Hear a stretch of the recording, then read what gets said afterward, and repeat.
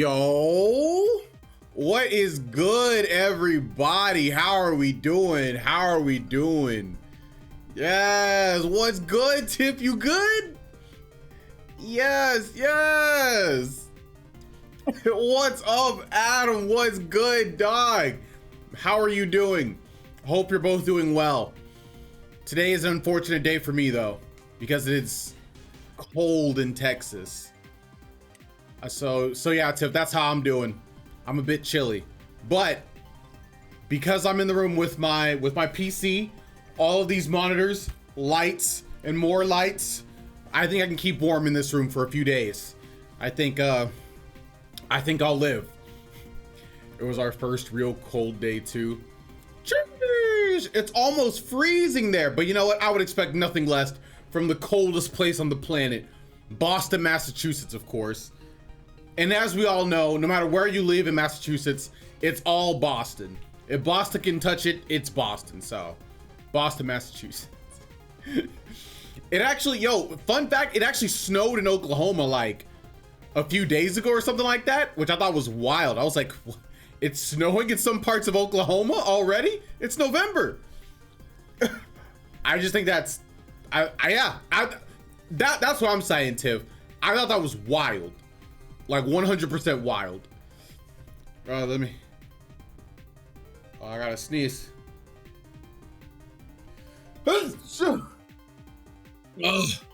Oh God, I'm dying.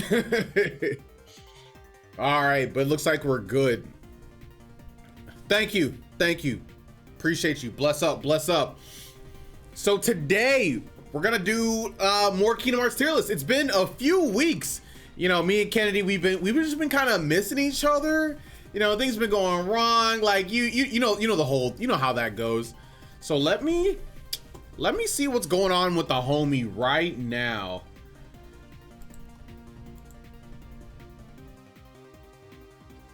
All right, let me do this.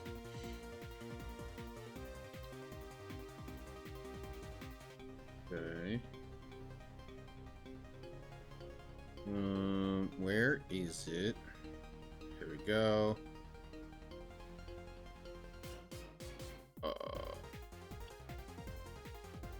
There we go. Boom. And then we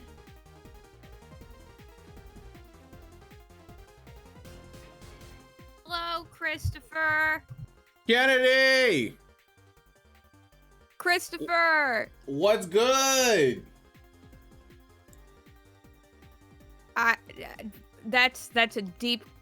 You've started the stream out with a very philosophical question. Did I? What was my philosophical question, Kennedy? What's good? That's the philosophical question. What is good? What is good? You're really coming out the gate swinging, huh? Hey, it's what I do, you know? Mm-hmm. How's everything going in Boston land? I mean, it's Boston. You were here recently. That's true. I was having a great time. It felt great while I was there. Mm-hmm. So I know you mentioned a moment ago on stream that it snowed in Oklahoma the other day. I heard the exact same thing, and I'll tell you what I thought when I heard that. You know, ever since we got hit with that really bad snowstorm, like what was it? 2 years ago, a year or two ago now? Yeah, no, Something 2 like years that. ago now. I think it hasn't been the same since. It was 2 years ago. And I can tell you exactly what happened. Do tell. A lot of central Oklahoma had they were trying to save budget in the city by not cutting the trees very much. And then we got hit with a super out of season snowstorm in October. And because the trees hadn't been cut, a bunch of power lines went down, and a bunch of people throughout central Oklahoma were without power for as long as like 2 to 3 weeks. My house, we had no power for like a week, like a little over a week. And And I feel like it's been all downhill from there. I feel like that snowstorm was a turning point where it's like, no, we have just been getting whacked with like at least one bad snowstorm per year since then. It was a turning point. Hate it. Ugh. Getting hit by snowstorms is always bad. I hope nothing like that cold snap in Texas happened, while I'm here. Because, that was such a hassle that people had to go through. Oh, yeah. Yeah, because y'all have you're all on your own power grid. So when it gets cold in Texas to the point where power starts going out, y'all don't just get shot in the knees. You just get shot, just point blank. we just get shot. Like, well, it is Oklahoma, so you just get shot. You're not just shot. Yeah, you're not just shot in the foot. You're shot. It's because a bunch of those states in the South and the Midwest or the Southern Midwest, they're not used to cold weather like, say, Massachusetts is. So when it snows over there, there's like no infrastructure to get rid of the snow. So basically the whole, metro is down until it just naturally melts away, which could be a day, could be a week. Yeah, who knows, But, if you're a kid, you're living it up, because that means buses can't pick you up. That means they got to cancel school. You're living it up. Well, back in our day, that was true. But, nowadays they're making kids like go online and have school online those days. LMAO. So, sucks to be them. Worked out great for us. I don't think it's, Wait, does that mean like natural disasters, like snow days aren't a thing anymore? Because they'd be like, oh yeah, just work from home, just school from home. I know you guys all have a phone. I'll tell you all to put it away in class. You can watch the class on your phone. Is that what happens? I mean, more or less. I mean, that's my understanding of what's been going on. I'm sure it's not a nationwide thing. I'm sure it's like a trickle effect right now, but that's what I've been hearing, at least. I don't. Yeah, Adam is saying in chat, they're not really. It depends on the school. Yeah. Oh, okay. Well, and I'm sure Adam would know that much better than I would, because Adam's mom's a teacher. Yeah, Adam has the teacher notes. Adam has the industry connect. True. Adam, I was just thinking I need some a 64 pack of Crayola markers. Can you get me with the hookup, dog? I would appreciate that. Preschool does not do remote learning. Okay, all right, yeah. I mean, I guess it's not like we can't do it. I feel like teaching pre-K. Yeah, like, because you try to get a 4-year-old to sit in front of a computer all day. Yeah, it's like I was just thinking, like, what would you do? Just like it doesn't matter what you try to do. If you sit those kids in front of the computer, they are going to watch YouTube instead. Yeah. Yeah, they're just gonna put on Cocomelon and that's it. They're just gonna put on Cocomelon and they're gonna call it a day. They really would. Yeah. Well, hopefully it doesn't get that bad this year. But but do you know what it is bad already in this stream? Recoded. This game we're about to talk about. Yeah, absolutely. This is mild spoiler alert. This is bar none the single worst Kingdom Hearts game. By far. Hate it. It's pretty bad. Yep. You guys already know what it is.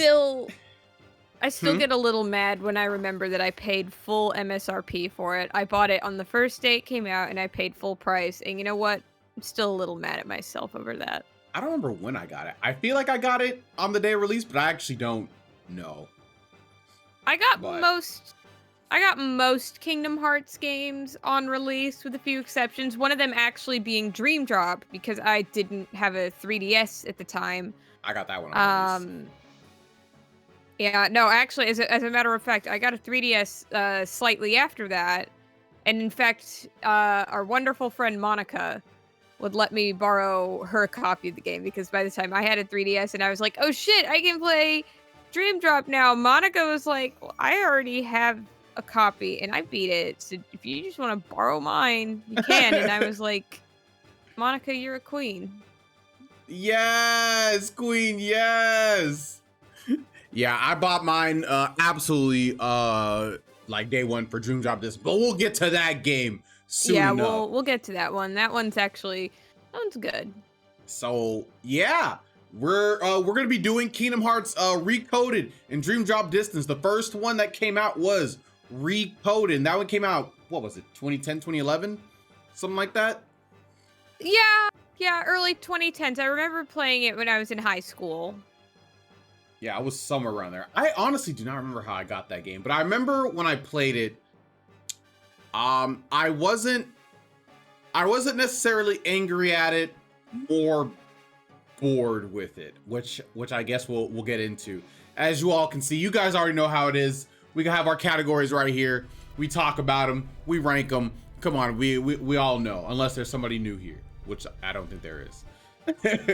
Can I share a fun fact with you? Yeah, go for it. So I just Googled Kingdom Hearts Recoded so I could be like, well, I just Googled it and here's when Google says it came out. And by the way, it's, let me see, in the States, it's, oh, hang on, not coded, Recoded.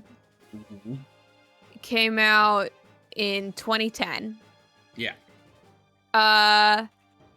And in North America in 2011. Okay.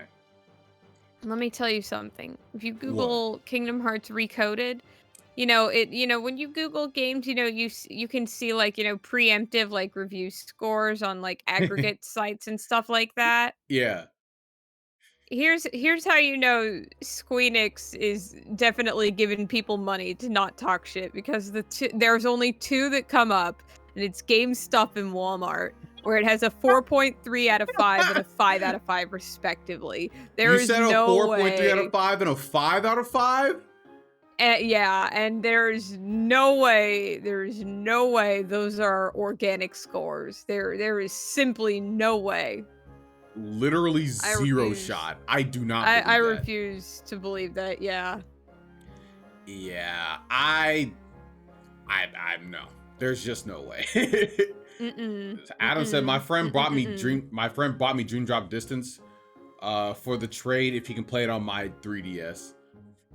I don't know what kind of deal that is, but that sounds pretty nice, because that means you don't have to spend money on a game, which is kind of tight. It all works out in the end. That is true. So I guess we can go ahead and start talking about Recoded and what this game brings to the table. Nothing. So we can start with music. And on the music front, just about every single track is, I don't even think like a rendition or anything like that. I think they actually just moved the music to this game. I think there's only like maybe 7 original tracks, but like 3 or 4 of them almost sound exactly the same. Now I will say this, the No More Bugs track, it's, what is playing right now? Where's this coming from? Hold on a second. Music is coming from somewhere, but I don't know where it could be coming from. What? Where's this coming from? Okay. I honestly have no idea where that's coming from. But yeah, so there's a song, No More Bugs. It's pretty good. I like it. Okay. Especially if you're listening to it not on the DS card, because the DS maybe not the greatest sound chip around. It was passable though. But if you listen to it like on YouTube, it's a lot better. And yeah, it's Kingdom Hearts music. Honestly, pretty good still. Like I don't think we'll ever be able to knock Kingdom Hearts on its music. Yeah, no, at the end of the day, it's still a Kingdom Hearts soundtrack. It's still solid. I know there's a lot of people who really like the recoded version of Hollow Bastion's theme. I don't particularly remember what makes it any better, but... You said which track? The Hollow Bastion theme. see. Oh, here we go. This one? Oh wait, you can't hear it, but yeah, I can't hear. I can't yeah. hear. I started playing it, but yeah. I mean, like, that's just classic Hollow Bastion. There's literally nothing different about it. It's still really good. I'm willing to give music a solid score. I mean, at the end of the day, it's Kingdom Hearts music. I mean, but you see, the problem is now this is there's nothing really. I mean, there are a few new things, so I feel like I give it a 4, but I feel like I can't give it a 5. I get you. No, I get you. I think we talked about this a few games ago, but the one thing you can kind of ding Kingdom Hearts soundtracks for is like, yeah, all the soundtracks for them are really good, but they also recycle a lot of material from each other. So, They do. it is, you can count on one hand how many Kingdom Hearts games, step out of the gate with a soundtrack that is even at least mostly new songs. Like, obviously Kingdom Hearts 1 because it's the first one. Yeah.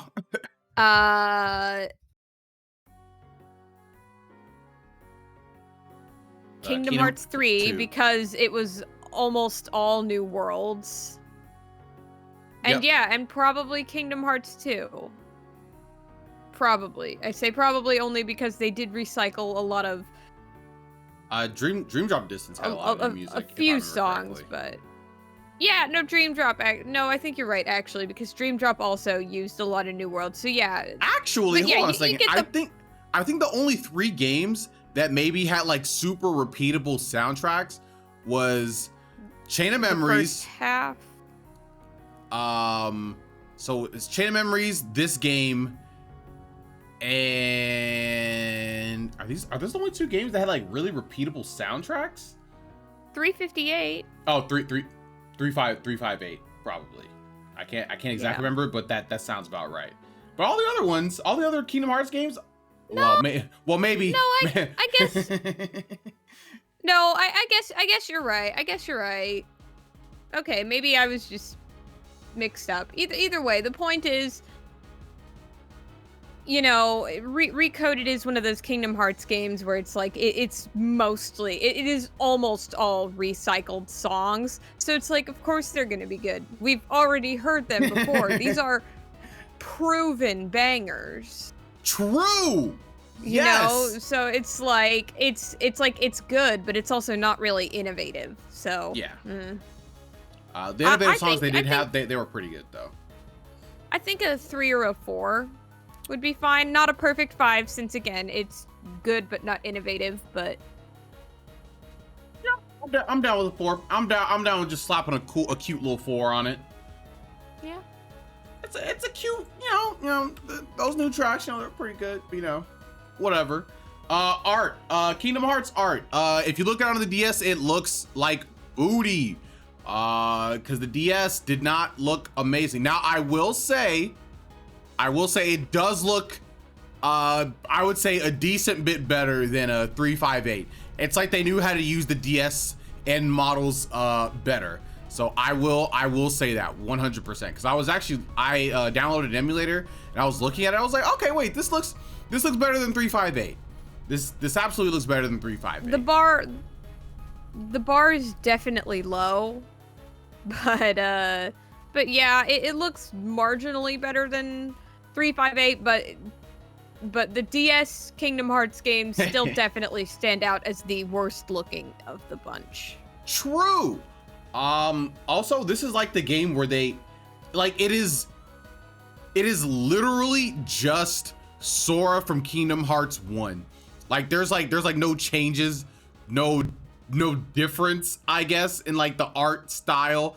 At least we could say with Chain of Memories, like, oh yeah, this has like new characters like Axel and all them, like, oh yeah, that adds like the new art. But in this game, I guess you could say red and black cubes. Yeah. I don't even know exactly what to give it for art. I kind of want to say just like a standard, honestly, 3 or 4, but I'm gonna say 3, If only because at least 358 had the crutch of great promotional images. Recoded doesn't True. even have that. Recoded's cover is just like, what is it? It's just like Sora just kind of standing nondescriptly with a bunch of like Kingdom Hearts cubes. So it's like, Yeah. at least when I think of 358 and art, it's like, yeah, the game looks awful, but at least it has a really nice like cover image and like promotional illustrations. Recoded doesn't even have that. Recoded doesn't even have that. Yeah, it's very just like, eh.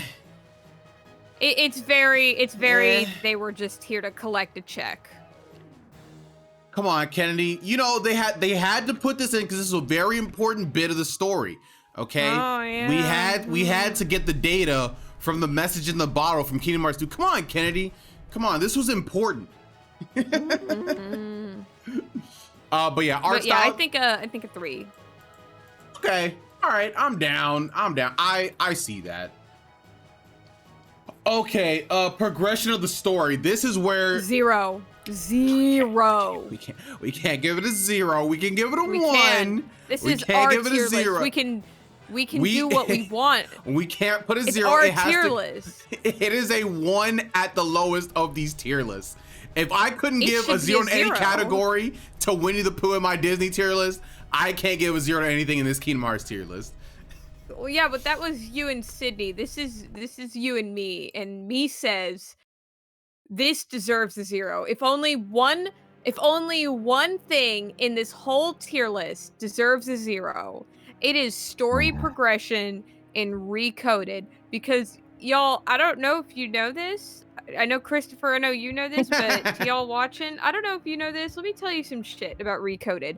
I am not being hyperbolic when I say this does not progress the story of Kingdom Hearts one little fucking bit. At least, I know Kingdom Hearts, between 2 and 3, it got some flack, for people being like, "Oh, Squeenix is just milking the cash cow. They're just, these games aren't even progressing anything." Well, it's like, no, they are progressing the overall story bit by bit, block by block, some more than others.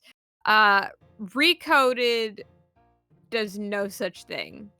Recoded does no such thing. Recoded is a port slash remake of a mobile game Yep. in Japan, and even the later mobile game was like they found a way to tie it to the actual canon of Kingdom Hearts and make it relevant, and it's a good thing they did because they must have learned their lesson because Recoded does no such thing.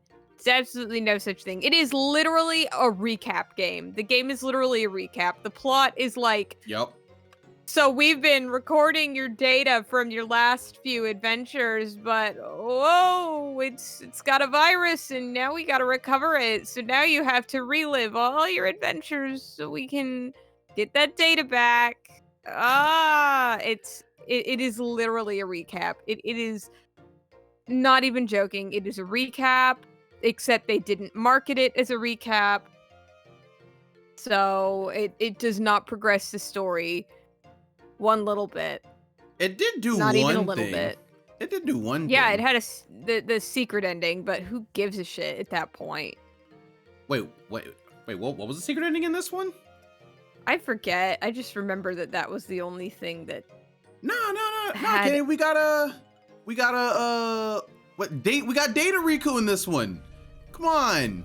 He was important. Okay, yeah, so I just looked it up. The secret ending to Recoded was a clip of Mickey and... Okay, yeah, so this isn't even that relevant. So it's just a clip of Mickey and Yensid discussing where the BBS pro tags are. So honestly, it's actually not even that relevant. It felt like a bigger deal at the time because it was, basically them saying, yeah, we're gonna do more shit with Terra, Aqua, and Ventus, but in hindsight, it's like they were always gonna do something with them. What, did we think they were just gonna release that game and just kill off their storylines there? No. So yeah, even the secret ending doesn't do anything. Yeah, this game progresses nothing. Give it a 0. Kennedy, no, Chris, make it a poll. Make it a poll. Give it a 0 or a 1. Make it a poll for the viewers. Should it be a 1 or should it be a 0? Okay, you know what? I think firmly it should be a 0. We'll do this. How about this? We give this category a 0.2. It has to get some form of points. It doesn't have to be a full point. We can give it a 0.2 though. Fine. But it's 0.2 more than it deserves. Let it be known, it is 0.2 more than it deserves. I love, but we disagree with streamer. Hey, it deserves it. You haven't even played the game, Adam, but it did not progress the story at all. But I feel like if it did do literally anything, it deserves at least a point. That's the way I look at it. It didn't do anything. And 0.2 is just so funny. So, you know. 0.2 is funny. 0.2 is funny, but it did nothing. It did nothing. This we got Data Riku. Squeenix. Who cares? In Kingdom Hearts 3 we care. No. Sure we do. had Repliku. No, we don't have the fucking. We have Repliku. Yeah, and we have Data Riku. We needed that extra body. Like, come on, Kennedy. That's important later on. No, it's not. No, it is absolutely fucking not. I'm not even gonna lie. In Kingdom Hearts 3, I had no idea where the second young Riku came. I was like, wait, which Riku is this? I was like, Chain of Memories. But I was like, where did the other one go? Like, what? I legit forgot about Data Riku. Yeah, he's worth forgetting. Too many Riku clones. And you know what? Even if they didn't have Data Riku, they would have pulled something else out of their ass. Data Roxas. He was there. Data Roxas. The second young Riku. Yes, Caleb. Also, what's good, City, and what's good, Caleb? Yes, the second young Riku. Yeah, I'm not gonna lie, I did not know where he came from. But yeah, that gets very low score because there was literally, this game did not need to exist. It legit did not need to exist. And that's, you know, like I was saying, this is the Squeenix milking the cash cow game. This truly is the only Kingdom Hearts game that is very worthy of that criticism. Well, there is another one that we could make an argument for later on. I think I know which one you're talking about, and I would say even that one has served more relevance than. I don't know, Kennedy. There might be one. We'll talk about that when we get to it. Are you talking about Unchained? No. You're talking about Melody of Memories? Yes. So I think there could be an argument made for that one because I played it. I think it's a little early to be talking about how relevant that one's gonna be since it is the newest one. So we have nothing to really compare it to. I'll talk about it when we get to that one, but yeah, I will too. I think we'll see what I mean when we get to that one. I will have played it by the time we get to it. I will have got through it. Okay, yeah, it only took me like 10 hours to beat. So yeah, it shouldn't take too it's not long. It's not long. Anyway, moving on to characters. What we had Sora in this game, Sora, Donald, Goofy, but it's really just Sora. Sora fought solo in this game, but there were other characters here. I think there were like maybe 10 characters total. It was Sora, Riku, and then a handful of Disney characters who were just kind of there and gone. And unfortunately, I can't remember exactly how they all interacted with each other, unfortunately. So I can't even like speak on their character. They had forgotten about each other, more or less, because, the whole thing was them trying to recover data, so they thought it was their first encounter with Sora and Riku.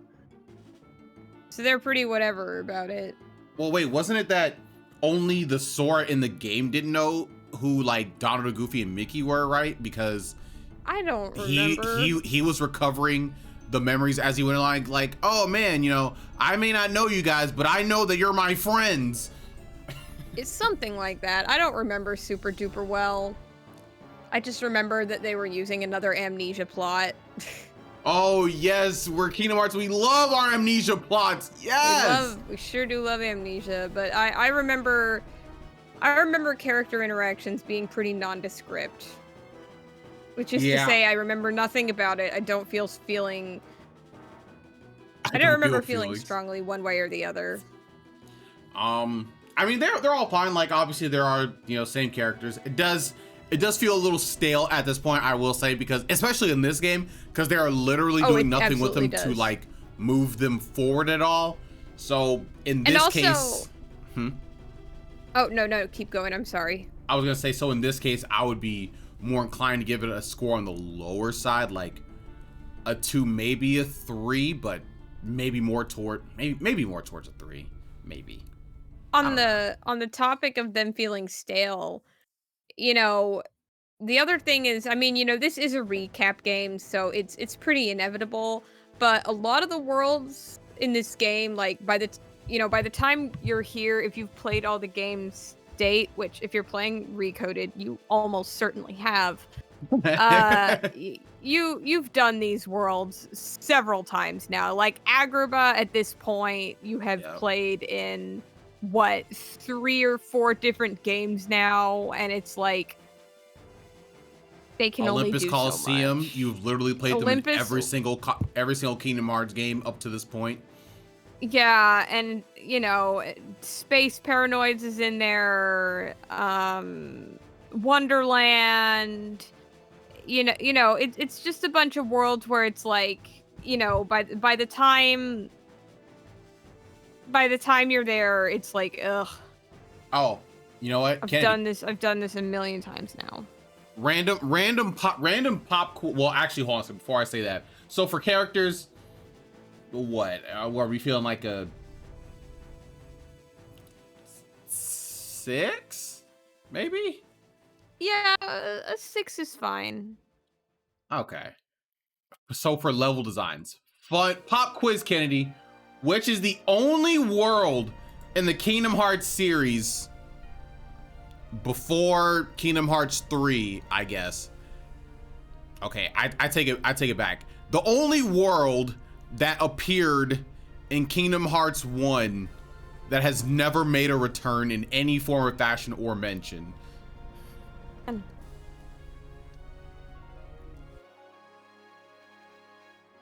Like, hello? Not yeah. Yeah, Tarzan. Yeah. And yeah, the Tarzan world, Deep Jungle. And so I'm wondering why, because I feel like in the Tarzan world, you know, they did about as much as they did in any other Kingdom Hearts world. So why won't they bring back Deep Jungle? Is there some kind of licensing issue?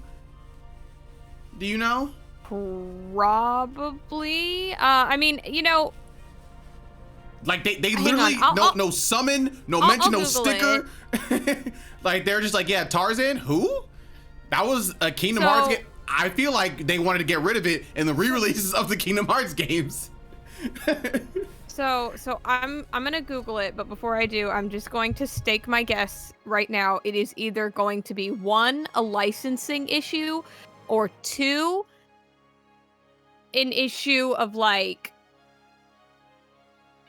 I don't know. Tarzan is a weird movie in the Disney canon, in that it, like, in terms of profits, it did well. And you know, people always, you know, talk about how much they love the soundtrack, but it's not one of those movies that like everybody likes Tarzan, but nobody loves Tarzan, if that makes sense. Sure. I don't really know how to get this across, but it's like, you know, a bunch of the other Disney IPs that we see in Kingdom Hearts 1 are ones that like are ones that are or were at the time, you know, beloved classics, whereas Tarzan is kind of the one that, if I'm not mistaken, it was the newest one at the time, and felt the most like, and Kingdom Hearts has done this, several times, since, but it was just the one that was like, this is the one in the game that is here to promote the movie. You know what I mean? And again, it is not the only time Kingdom Hearts has done that. There's nothing, wrong with it doing that. Just that, when your other worlds are like Beauty and the Beast, Halloween Town, stuff like that, Little Mermaid, those were all, by the time Kingdom Hearts 1 came out, those were all pretty thoroughly beloved Disney movies that have since become regarded as classics. And then Tarzan is just, again, everyone likes Tarzan, but nobody loves Tarzan to the extent that they love Beauty and the Beast. I just think it's so weird. I don't know. I think it's weird. I think it's weird too. Like, make no mistake. I think it's not weird even like too. a name drop. Like, oh man, like remember that one time we went to the Jungle Guys, or yeah, man, they don't really saving name those drop. apes.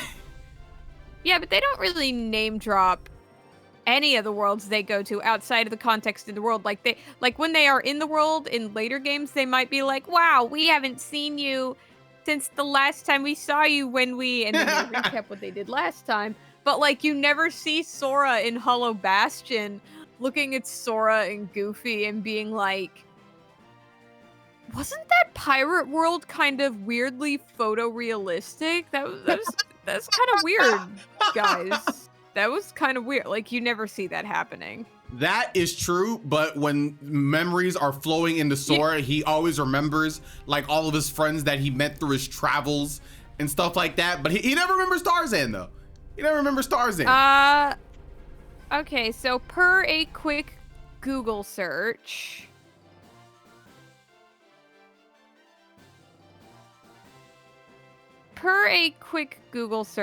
it is believed to be a rights issue. A rights issue? It is believed to be a rights issue, and I say believed because... Hang on.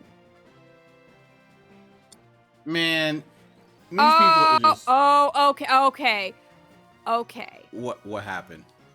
So, I'm going to start this out by saying that I am not sourcing this from, like, something with IGN or, I don't know, RPG site or some, like, official... Like, I'm not seeing, like, a quote from Square Enix saying, like, here is officially why we have never done it again. However, there are a lot of people who have asked this question on various forums and social media sites. Like, I'm seeing a lot of Quoras, I'm seeing a lot of Game FAQs, I'm seeing a lot of KH Insider, I'm seeing a lot of Reddit, stuff like that.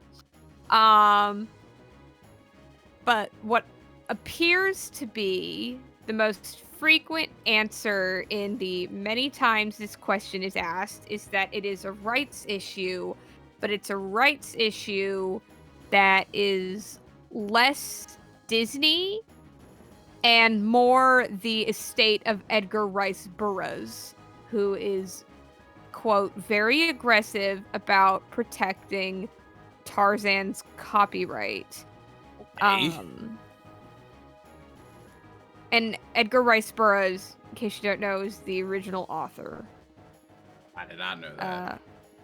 Yeah, so it seems to be that it seems to be an issue of rights involving the estate of the original author. Okay. And I don't know, I'm not a lawyer. I do know that copyright laws do get weird when it's like, when you're dealing with, like, when you want to make, like, in this context, like an anime version of something or involve it in your anime bullshit, but then the estate gets, I don't know. I'm mostly saying this remembering the Sherlock Holmes debacle in Ace Attorney. It was very similar. They were having a lot of issues on that front as well. They ultimately worked around it by naming Sherlock Holmes Herlock Sholmes. But Kingdom Hearts, yeah. So, but Disney can't really Kingdom Hearts, I don't think they can really do that with Tarzan. So yeah, it is.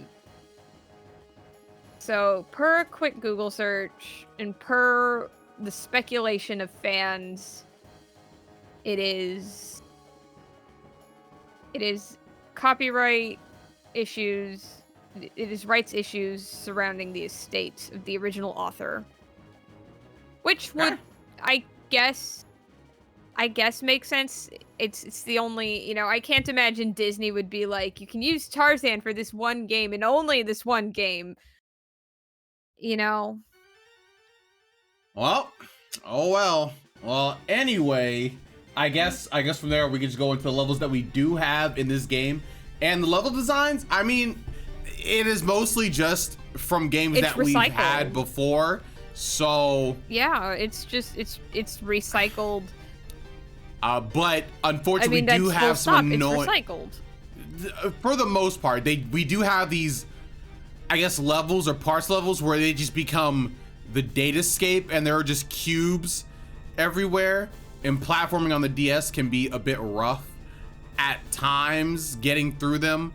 I don't know if I really cared too much for like the cube levels that I'll call them. We have to like destroy the cubes and I don't know, get rid of the code or something like that. It was a little bit annoying, honestly.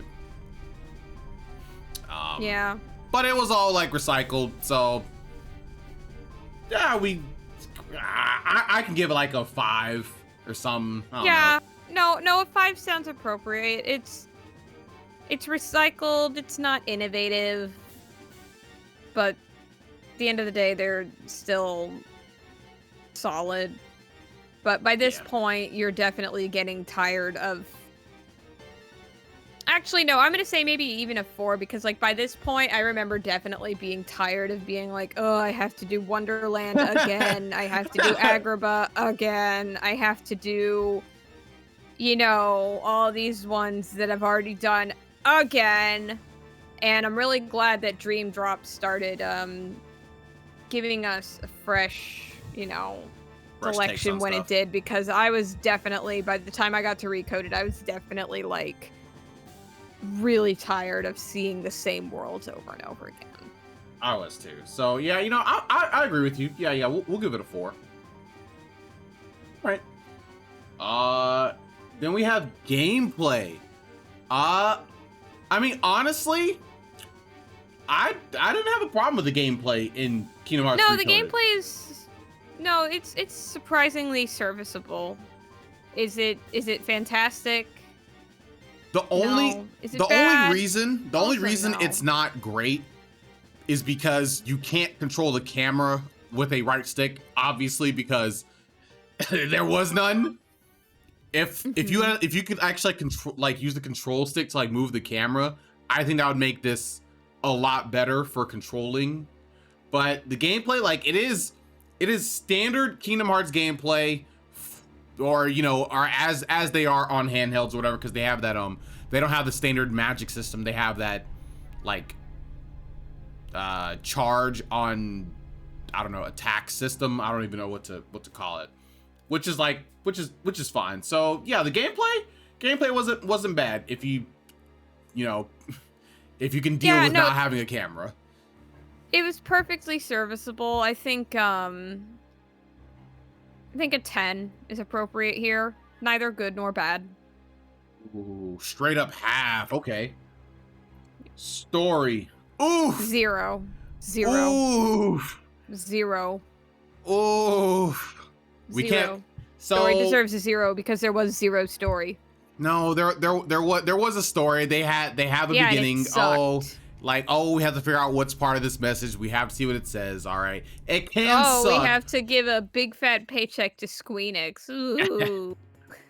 It's not a 0 because there was a story. There was a beginning, there was a middle, there was an end, resolution, climax, all that stuff. So there was that stuff. Now, it wasn't good because the main story in this game is King Mickey, Donald, and Goofy. They're like, and Chip and Dale, they're prominent in this game. They're like, hey, we gotta find out what was the message that was encoded in the bottle in the message or whatever. And then we have to get it defragged or something like that. And so they created essentially a mini Sora and used him as their conduit to get through that and figure out how to get to the end and figure out the message. And what was the message? The message was, this game is a waste of resources. Let's see. What was that message? The message is skip this game. That is not the message. It should have been. The message about oh, okay, so it was saying something about a new door has opened or something like that. But in the end, it really was not trying to tell us anything really important. All this was just to say that, hey, you guys are still gonna have to do something, which we already knew. Let me see if I can find what it said. Let's see. Okay.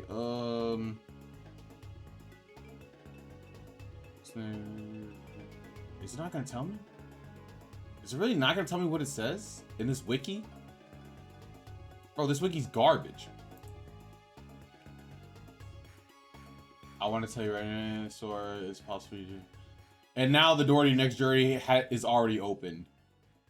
Okay, so here's exactly what it says inside of the bottle. I want to tell you right away about memories from the past that sleep within you, and about the pieces that will tie you to your future.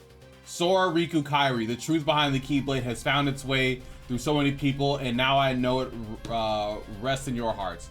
Sora, you are who you are because of the people, but they're hurting, and you're the only one who can end their sadness. They need you. What the freak does that mean?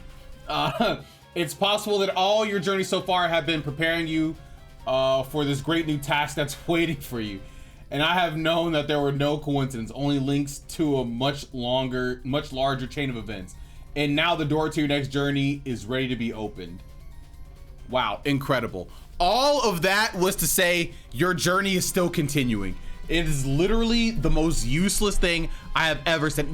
That's like reaching the end of the story and you reach the end to get some kind of treasure, and they say, you know what? There was no treasure, but the treasure was the friends we made along the way. Wow, that's some garbage. So this deserves a 0. Nah, it doesn't deserve a 0, because it was about the friends we made along the way. We can only go as low as a 1, because although the story was not good and it was not very cohesive in what they were trying to like convey, it was a story, although not good. It was terrible. I insist on the lowest possible score. A 1 it is then. A 1 it is. Yeah, it just wasn't good. Wasn't captivating. People really did not care for this story. This is the one where they rag on Kingdom Hearts. This is probably the game that make people rag on Kingdom Hearts the most if you're in the community. If you're not in the community, then just any game that's not 1, 2, or 3 will make people rag on the game. Like here's what I think about. Here's what I think about like perceptions in Recoded. You know, even before Recoded came out, that stereotype that all the new Kingdom Hearts games are just, you know, Squeenix trying to make a quick buck, you know, and that none of them actually matter. I mean, you know, as Kingdom Hearts fans, we know that's not true, but yeah. Recoded is the game that people who were not playing Kingdom Hearts thought all the new Kingdom Hearts games were. Recoded was that game. It was a quick cash grab by Squeenix that didn't actually progress the plot, that we all stupidly bought because, you know, the words Kingdom Hearts were in the title. Recoded was what Kingdom Hearts players thought everything between 2 and 3 was. That game exists and it's Recoded. Well, fortunately for us, it was only about 930,000 something copies were sold total. Wait, maybe less. At least that's what it that's what it kind of looks like. So at least it didn't get into too many Kingdom Hearts, too many hands of people to confuse too many people. I mean, of course it didn't get into too many hands. Even though it's a Kingdom Hearts game, it didn't have an, you know, it wasn't 1, 2, or 3. And at the end of the day, that's, you know, those are the ones people really focused on. For good reason, but, you know. Yeah. So, all in all, not great story-wise. Not even a little. And so then that we brings have us to enjoyment. And was it fun? It wasn't. It wasn't. The story keeps stringing you along. Like, very early on, you realize, oh, this is a recap game. And, you know, it makes it, you know, you have a story that you, even early on, you get a sense that, like, this is not going to go anywhere. And like I said, you're also, it's a recap game, so there's, like, nothing fresh. And by the time this game came out, you had already been in all these worlds in almost, if not every single Kingdom Hearts game up to that point. You, by this point, if you weren't already sick of Wonderland, of Agrabah, etc., you are now. You're tired of it. You want something new, and thank God Dream Drop came out after this and gave us something new. But the point is, there's nothing new in this game, and by this point, there have been enough Kingdom Hearts games that you're getting really sick of seeing the same worlds over and over. You already get a sense that the story is going nowhere. The gameplay is serviceable, but not fantastic. It's just not very enjoyable. It's a trudge. It's a trudge. And again, I'm going to insist on the lowest possible score. The lowest possible score. So here are my thoughts on Recoded. So while Recoded was not like a great game, I think a lot of it is due to the story implication, how pointless it felt.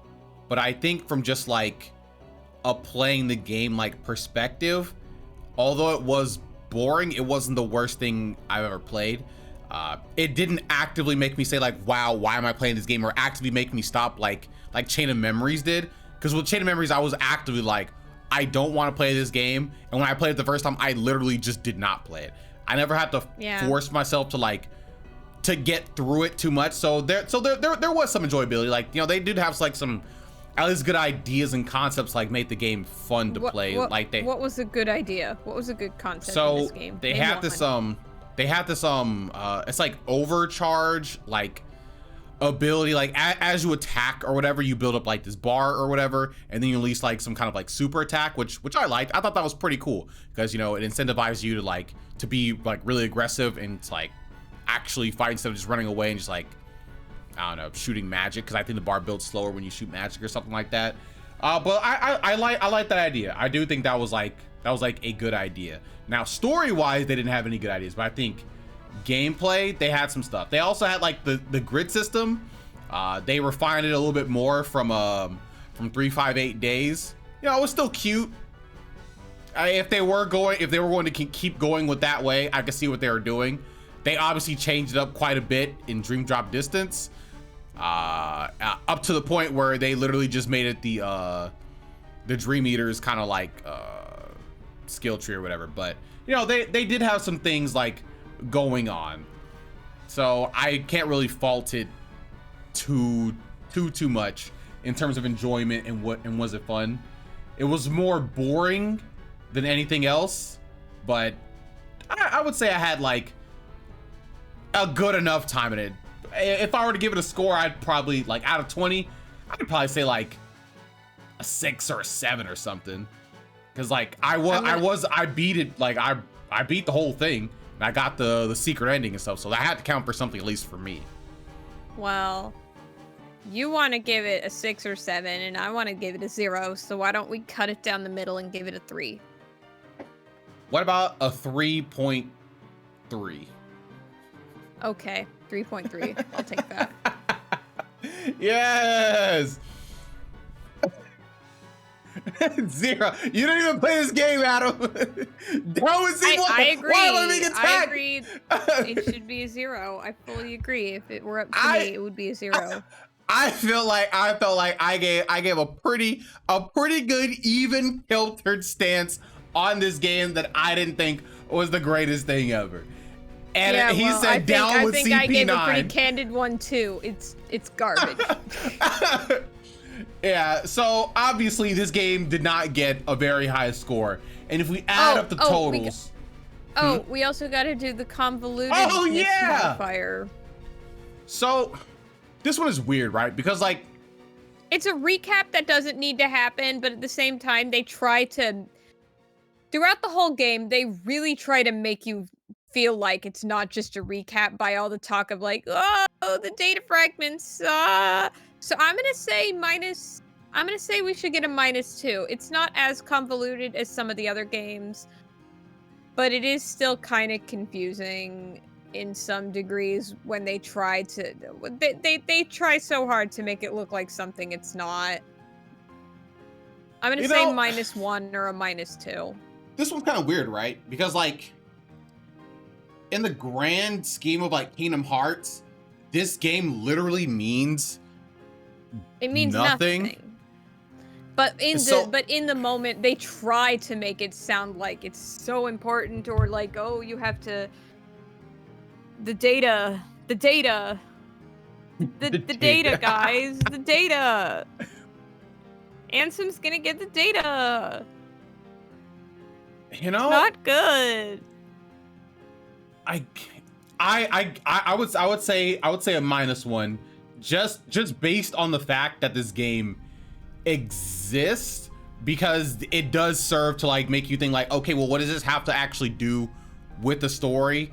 Not much, and it does add one very slightly confusing thing later on, but that might be a Kingdom Hearts thing. That's Data Riku. I still think Data Riku is kind of confusing in how he exists, but that might be a Kingdom Hearts thing. I still don't get it.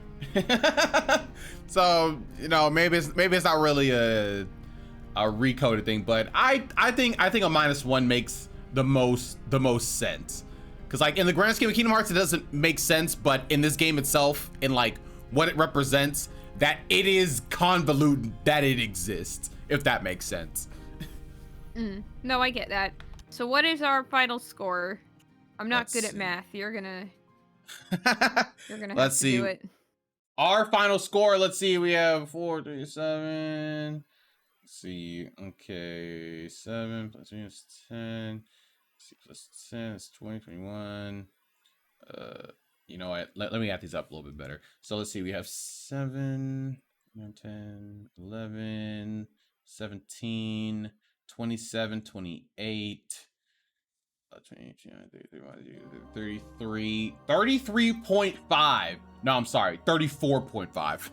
I'm sorry, 32.5. 32.5. Okay, so 30. That's got to be an F. I don't know, Kennedy. Simply has to be an F. It could be anything. It could be D tier. It could be, yeah, it's F tier. It's absolutely F tier. Yeah, and it's not even close. This is gonna be the worst game. Deservedly so. It's literally not even close. Like, yeah, this game is 100% that bad. It most certainly is. If anybody were to get into Kingdom Hearts in 2022, I would 100% advise them to just skip Recoded. You can in fact nothing. You can in fact skip Recoded and not care about it at all. The only thing you might be confused about in Kingdom Hearts 3, when they say, hey, look, it's Replica, and you're like, who the freak is, I'm sorry, and you're like, it's Data Riku, and you're like, who the freak is that? That might be the only thing, but Kingdom honestly, 3, that does not matter. So honestly, you're gonna be confused anyway, so. True. That's actually true. All right, so that was Recoded. Not a great game. Now it's time to go on to our next game, but I have to go to the restroom really quickly, so I will be right back. BRB. All right, Kennedy, talk to the chat. Tell them how bad Recoded is some more or something. I remember, so back when I was, like I said, this game came out in high school. And I remember, so when I was in high school, my dad's job, we had to, for his job, we had to go to Missouri a lot, right? And we were in Missouri, and God, I remember, so, by this point, I had been to Missouri so many times, I was so sick of going to Missouri, and I remember playing Recoded in the car and in the hotel, and actively thinking, like, this game sucks. Missouri sucks. I hate this. And now I always associate, and because of that random memory, I always associate the two in my mind now. I associate the state of Missouri with Kingdom Hearts Recoded and vice versa. Fun fact.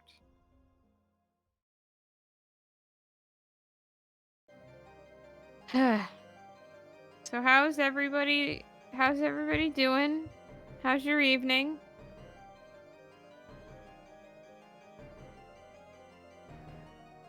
You're doing great, Kennedy. Thank you, Tiff. Thank you, Tiff. Doing good? Eh. That's doing good and eh to hear. I'm playing Monster Hunter. I'm tired. Have you tried being less tired? Have you considered that, Adam?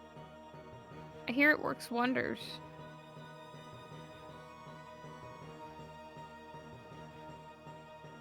And dying from being tired. Not yet. How are you, Kennedy? I'll give it a try. I'm alright. It's been a pretty uneventful day for me. I've just been chilling. Me and Dan played some Bayonetta 3 earlier. That was pretty cool, I guess. We're trying really hard to beat it before Pokemon comes out this weekend, because, once Pokemon comes out, that's more or less gonna monopolize all of our gaming time. So the time to beat Bayonetta is now. So yeah, so we're just playing Bayonetta. Ew, Pokemon, how dare you? Bayonetta sailed. Lol.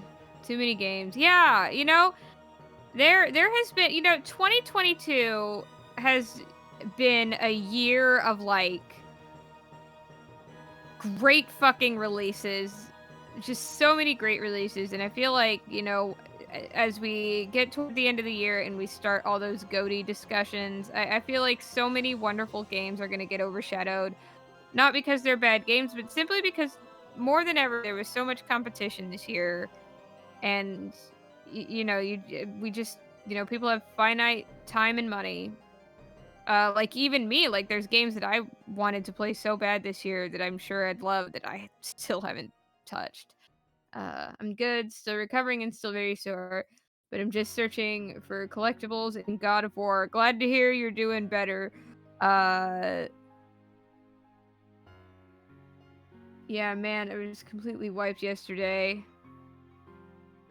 Yeah, we partied pretty hardy. Glad to hear y'all are on the up and up, though.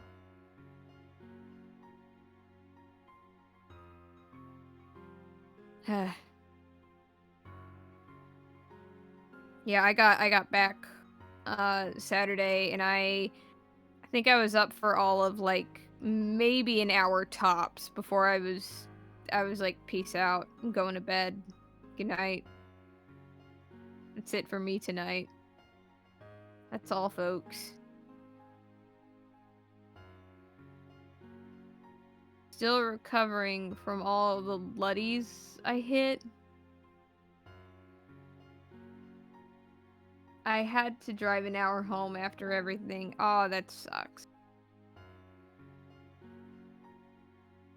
Yeah, Gloucester is a little, it's a little out there. If you're not already on the North Shore. And even on the North Shore, it took us a moment. It took us a moment to get back. Okay, I am back. I have returned. Hello, Christopher. Yes. Oh, yes. I see people playing Monster Hunter. Obviously, Monster Hunter is the greatest game of all time. Okay. I had some French toast on Sunday morning, and I was like, yes, I'm better. Then I was in so much physical pain, and I was like, never mind. I'm still in bad shape. Oh, Sydney, no! Sydney! Don't worry, Sydney. You will be absolutely okay. I believe in you. Let's see. All right, let me get this up. Yeah. Oh. Here we go. All right, Kennedy. So our next game, Dream Drop Distance. This was a breath of fresh air that was released in 2012. Something like that, right? But yeah, breath of fresh air indeed.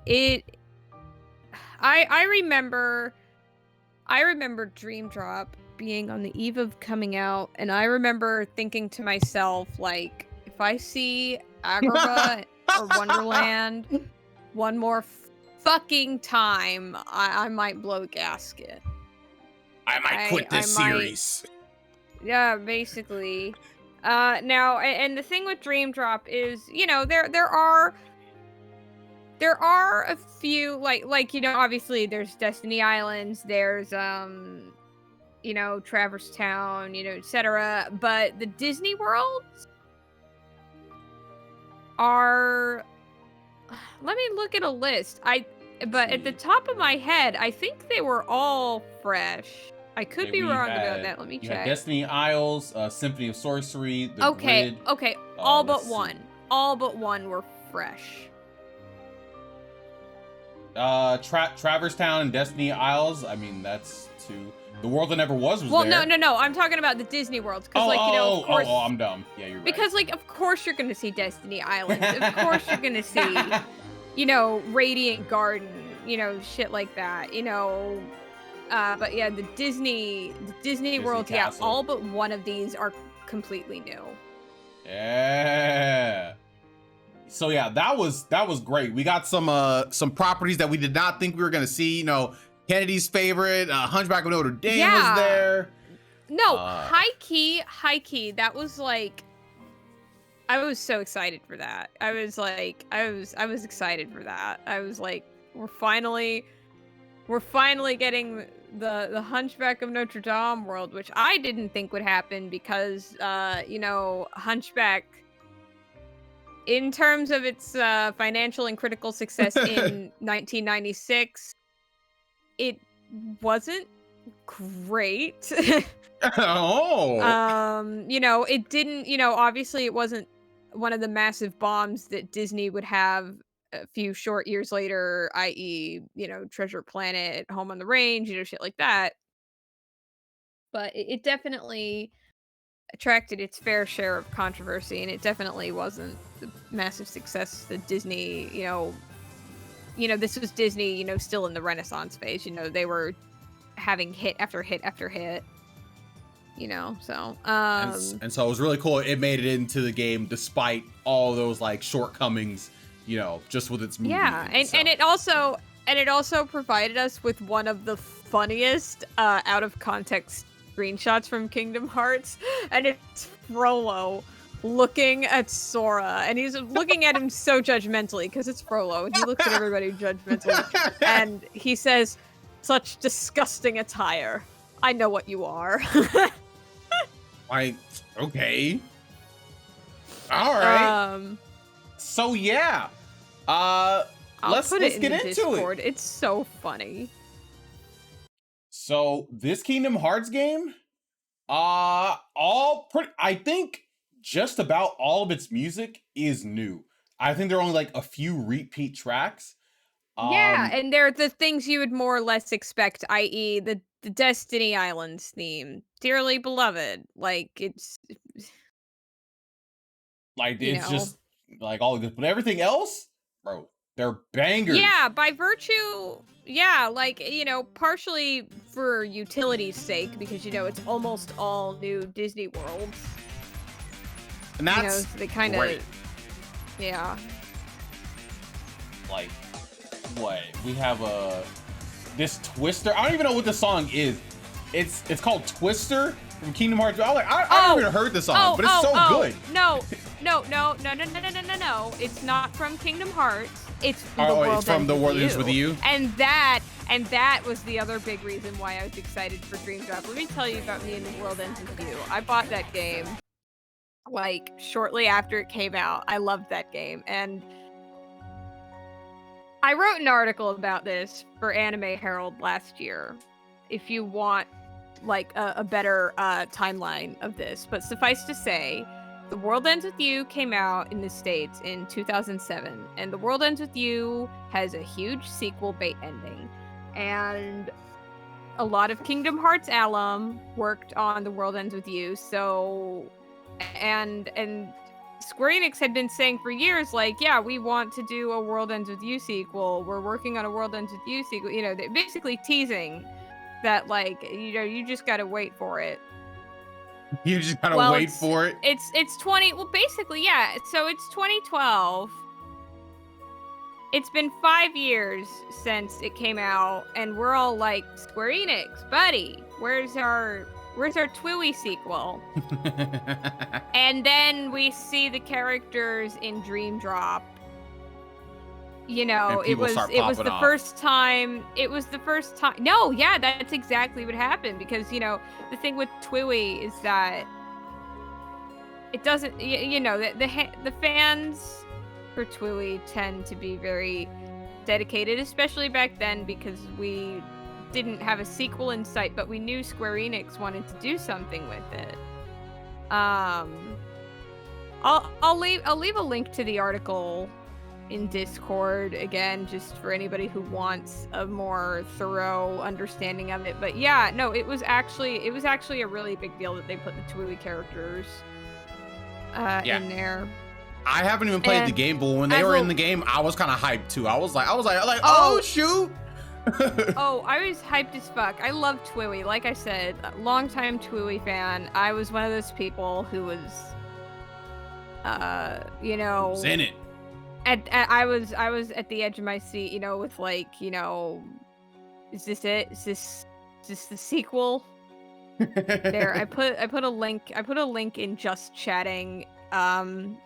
You know, because last year we finally got our long-awaited sequel last year. So the article is just about basically the times that Square Enix was like, here is something about maybe getting a sequel, and that going on for upwards of 10 years before we finally got one. Didn't this game, like, not do well? It did underwhelmingly. You know, I say this in the article, it was a game that a lot of people thought was gonna do really well because it looked really stylish and it had a lot of Kingdom Hearts alum working on it. And then the sales were pretty lukewarm. It's like, the sales were still good in that it's still top charts, like, I think for 2 weeks, but for a game that had so many Kingdom Hearts alum working on it, a lot of people were like, that's it? Hang on, yeah, here, second paragraph of the piece. Whether or not Twiwi sold well depends on who you ask. On one hand, it was among the top-selling games in Japan and North America during its release weeks, and again 2 weeks later in North America. On the other, many felt that its sales numbers were underwhelming for a game that Kingdom Hearts creator Tetsuya Nomura, alongside many other Kingdom Hearts alumni, was so involved in. But regardless of the mixed opinions on its sales, Twiwi developed a dedicated fan base, especially in North America, where it's estimated to have sold at least twice as many copies as in Japan, who commonly referred it to as one of the best games the DS had to offer. Wow. In conclusion, I love Twiwi. It is, and honestly, no, I'd fully agree with that sentiment. If it is fully one of my favorite games on the DS. So great. I still need to play it, and I will do it one day. I don't know when, but I will do it. You should. I mean, I've always wanted to, so. If you can play it on the DS, I would fully recommend playing it on the DS. I mean, do you have a copy? You have a copy, right? Yes, I do. I do. Yeah, I could just because I have my 3DS. I have my 3DS, so I could just play it like that. I would let you borrow it if you wanted to play it, because quite frankly, the Switch port Is not kind great. of sucks. It's, it's one of those games that really was tailored to the DS. Yeah. And so it's just porting it to the Switch it was always going to be an uphill battle. It was never going to work out. Yeah. I know this because I still played the whole thing on Switch as well. Yeah, because I was like, I'll definitely they're let you putting know. Twiwi on another system. I gotta support my game. I'll definitely let you know them if I wanna borrow that though. Yeah, please do. I'll absolutely let you borrow it. Sheesh. So, Kingdom Hearts Dream Drop Distance music. It's music fully a was 5. pretty much all good. I'm down to give it a straight up 5, unless I am too. I don't know. I am too. No, they put the Twiwi. They put a lot of Twiwi songs in there, and Twiwi has a great soundtrack. it's strictly So- based off Twiwi. I mean, when I think of Dream Drop soundtrack, I mean that's what I think of. I think, oh yeah, Diet Twiwi. Let's get it. Also, I think this was the game where they had the what song is that? It's like the slow version of Simple and Clean, but it's like orchestral. I think it was this game that they that first like made it a thing. But I can't find it. Definitely feel like that song was out before that. I could be wrong, but I definitely feel like that was a song that was around before this. The super orchestral This version? might have been the first one it was featured in, but I definitely feel like the song was around before that. I wish I could find it. I wish I could find it.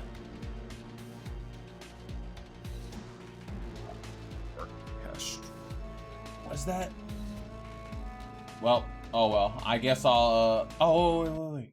Here it is. I feel like it was Dream. Maybe I'm just dumb. Maybe I'm just dumb.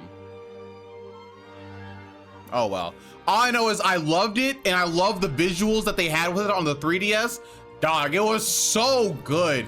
They showed Sora flying out of the book and stuff. I was like, oh my god, this is so good. And we're on the 3DS now, so things actually look good. Oh yes, oh we love to see it. Oh man, yeah, it was great. But yeah, anyway, music was great in this game. I don't remember ever not liking a track in this game, because it was almost, there was a lot of orchestral stuff in this one, and I appreciate that. I love orchestral stuff in general. Yeah. No, I get that completely. Straight up 5, let's go. Yeah. Art, some of the best art in Kingdom Hearts, because yeah, it's adorable with the Dream Eaters. You see these Dream Eaters? They're great. I love the way they look. Yeah. I love the new symbol that they have going on. The box art is something. Yeah, and what did the box art look like? And also, this is the first handheld Kingdom Hearts game. Well, no, I guess BBS was handheld, but this was the first DS Kingdom Hearts game that didn't look like slop. My Kingdom Hearts game. My Kingdom Hearts game is somewhere. Dream Drop Distance. But yeah, it looked really. I thought it looked great. Okay, Yeah, all right. no, I agree. Hold on a second. Actually, let me qualify one thing. I don't like what they did with Sora and Riku, like making them younger. I don't know. I just didn't particularly care for that, and honestly, Younger, they just weirdly looked younger, and I think that has a lot to. I don't know. I can't speak on behalf of Sora, but I think in Riku's case, I think it's 100% because they gave him a haircut. Give him a haircut. Like Riku. They did, because at the end of Kingdom Hearts. Oh, I was gonna say Riku looked cool, so I was like more fine with him. I liked his design, but I don't know, Sora was always kind of off to me in this game.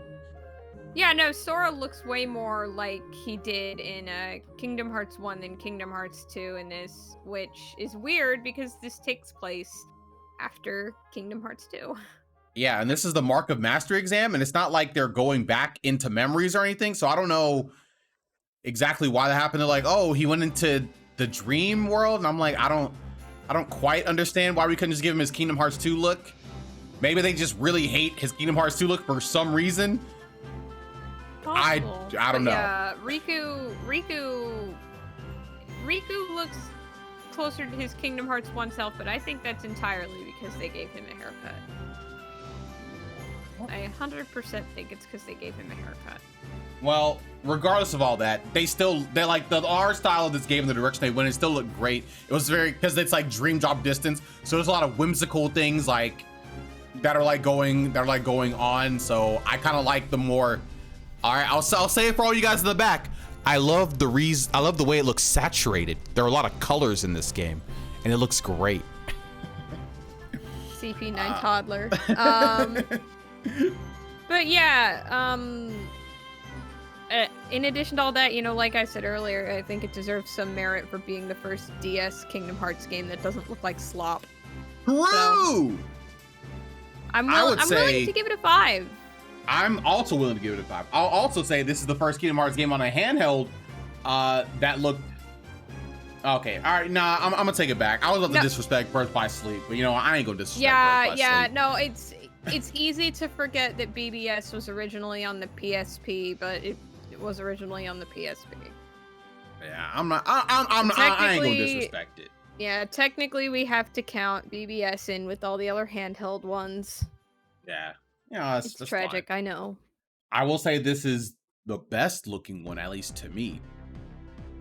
But that's I might agree with that. I might not. I'd have to re-examine BBS on the PSP, which I can't do. I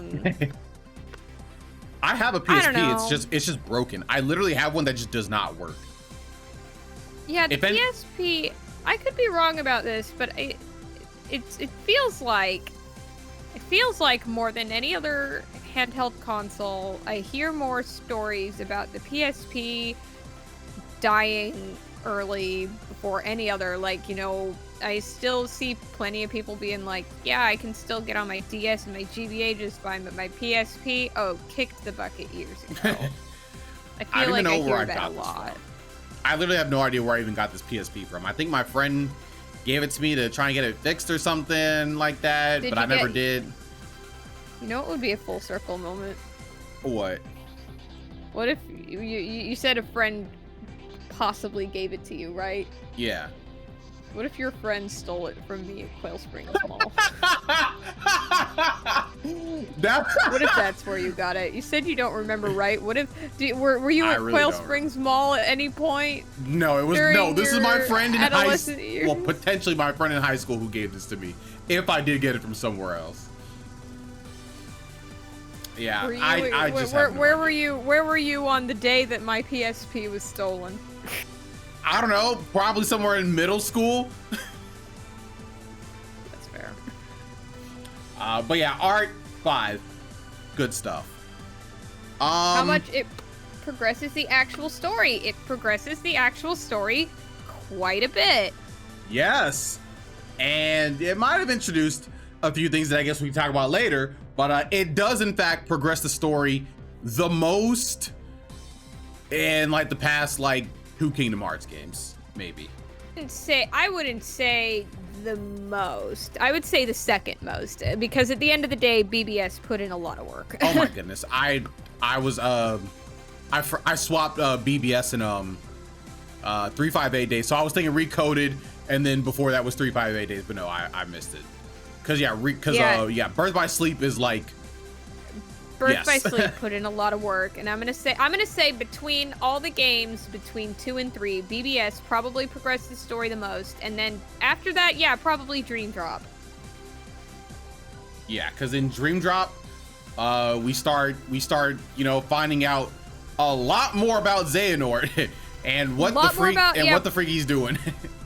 Yeah, we learn a lot more about Xehanort. We learn a lot more about what he's doing.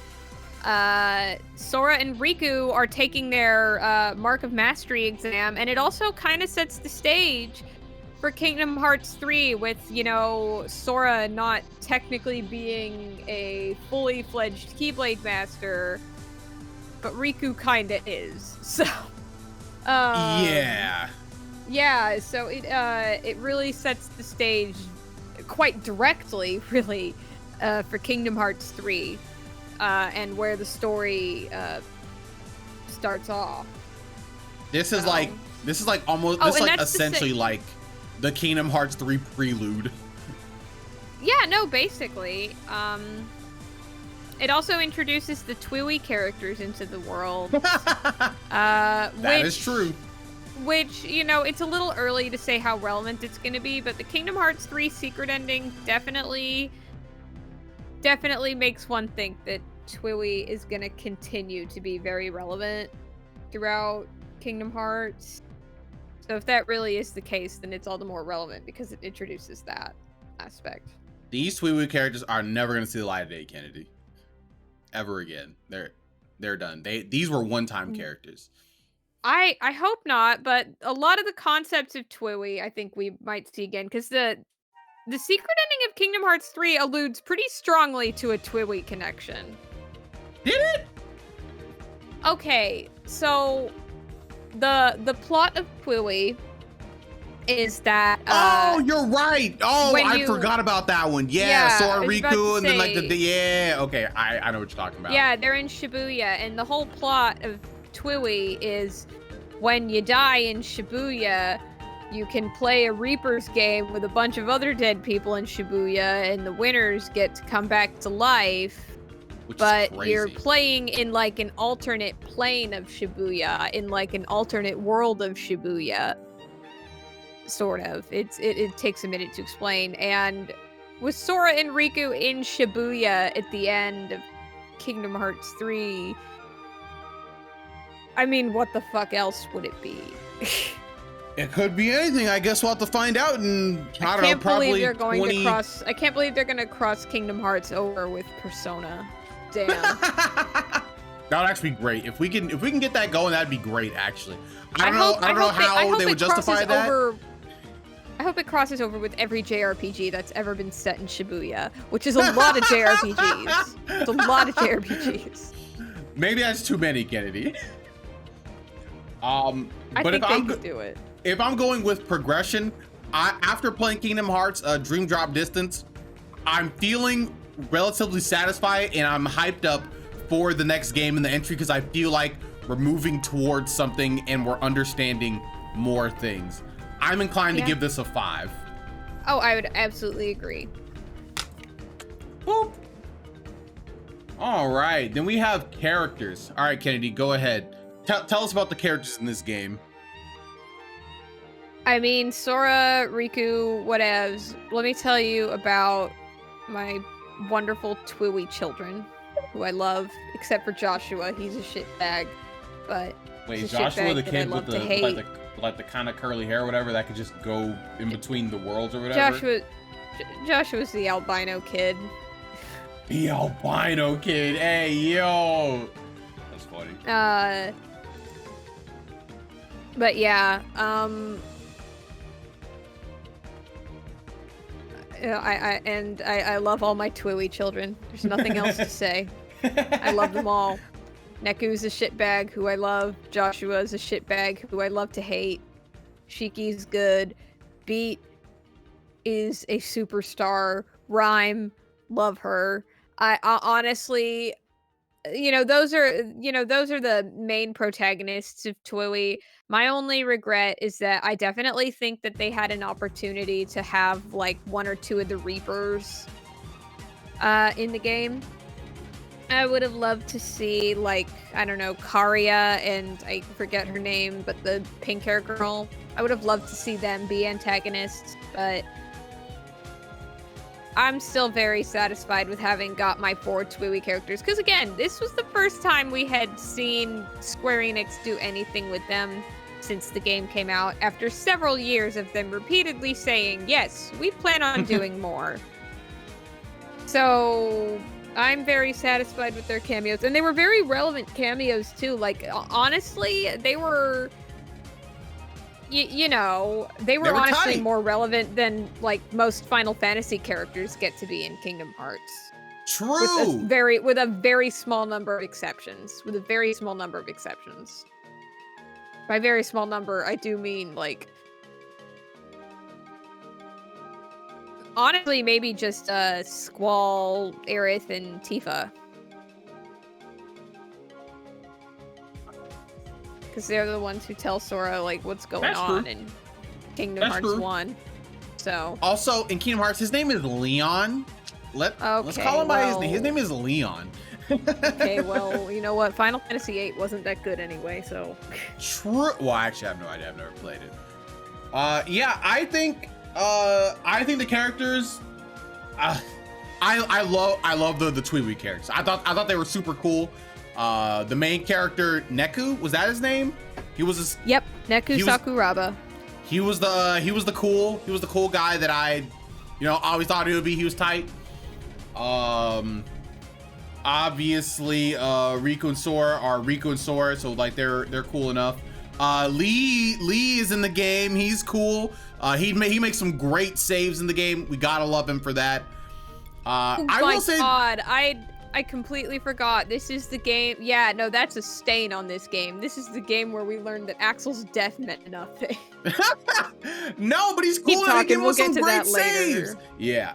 But Sora, there is one thing about Sora that I did not like about his character in this game, and that's when he's getting absolutely like mind crushed by like all the Xehanort Ansem people or whatever. And he starts falling into darkness for seemingly no reason. I'm not entirely sure why this begins to happen to him. He begins to like doubt himself, even though he's already killed all these characters in all these past games and he knows what they're about. And he's still falling. Also, this is the game where they just started making Sora like a jobber in the cutscenes. Like, Sora's a cool character. Like, Sora does cool things. Like, he may get like talked down to, but like usually in the cutscenes he's doing like cool stuff. But in this game, they're kind of bullying him. They're kind of like no diffing him. They're kind of like just like, yeah, you're just like whatever. Like we can kill you at any time. I'm like, oh, okay. I don't exactly know what they're doing in this game. I don't know why Sora is acting so weak and why he's so weak-minded right now. I don't know. All this at least to me doesn't seem to align with Sora's character, but okay. I get what you mean. It's like, did y'all not forget who saved your ass like more than a few times at this point? It just you're being kind of rude to your savior, wouldn't you say? I mean, it's not so. Sora is like that like light that nobody else has, right? Like Sora is like the character that's like, yeah, like we can do this, like, my friends are my light and that's always giving me strength and that's how we will prevail.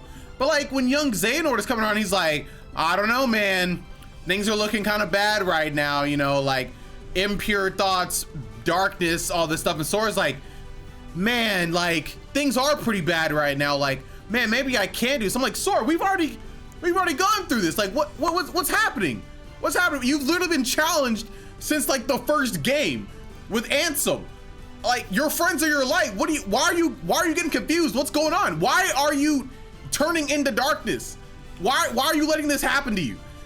I don't know. It definitely got under my skin. I don't think I don't think that was Sora's character. Like, I think if they were gonna go that route, they would have to really make some great points, which they did not. So yeah, Sora did not stay true. Riku did. Riku's cool in this game. He's all about saving his boy. Riku's so smart. He's so mature. So gotta give Riku points. Kairi exists. Lee, Kairi he's cool. Sure is physically present. Lee, he's tight. I love him coming in and saving the boys. Yeah, and he also got a Keyblade, which honestly, That's more of a story thing, but maybe I don't really agree with, but that's okay. Is this the game? Hang on, let me double check. Is this the game where Isa stops being an ass to everybody as well? I'm pretty sure it has to be, right? Like, I think it has to be, yeah. Yeah. Because like the only one after this was because in 0.2, then it was Kingdom Hearts 3 3. he is because in Kingdom Hearts 3 he is fully your ally. So yeah, I'm pretty sure it's in all this game. about. Okay, so on the Kingdom Hearts wiki, when Dylan, Evan, Alias, Ienzo, and Lee reawaken in Radiant Garden, Braig and Isa's absence causes them to think the two haven't returned, which prompts Lee to venture out to search for them. By the time Sora and Riku reach the world that never was, Isa has once again become his nobody Saïx.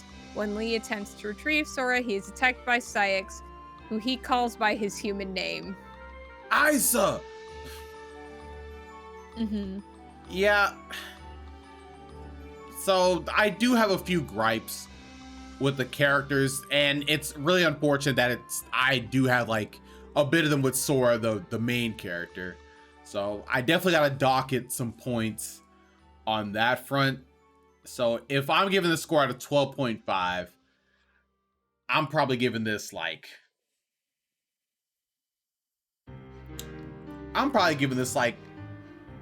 a 9.5. Fine with that. I'm fine. I think those are some very valid criticisms. People are weirdly dismissive towards Sora.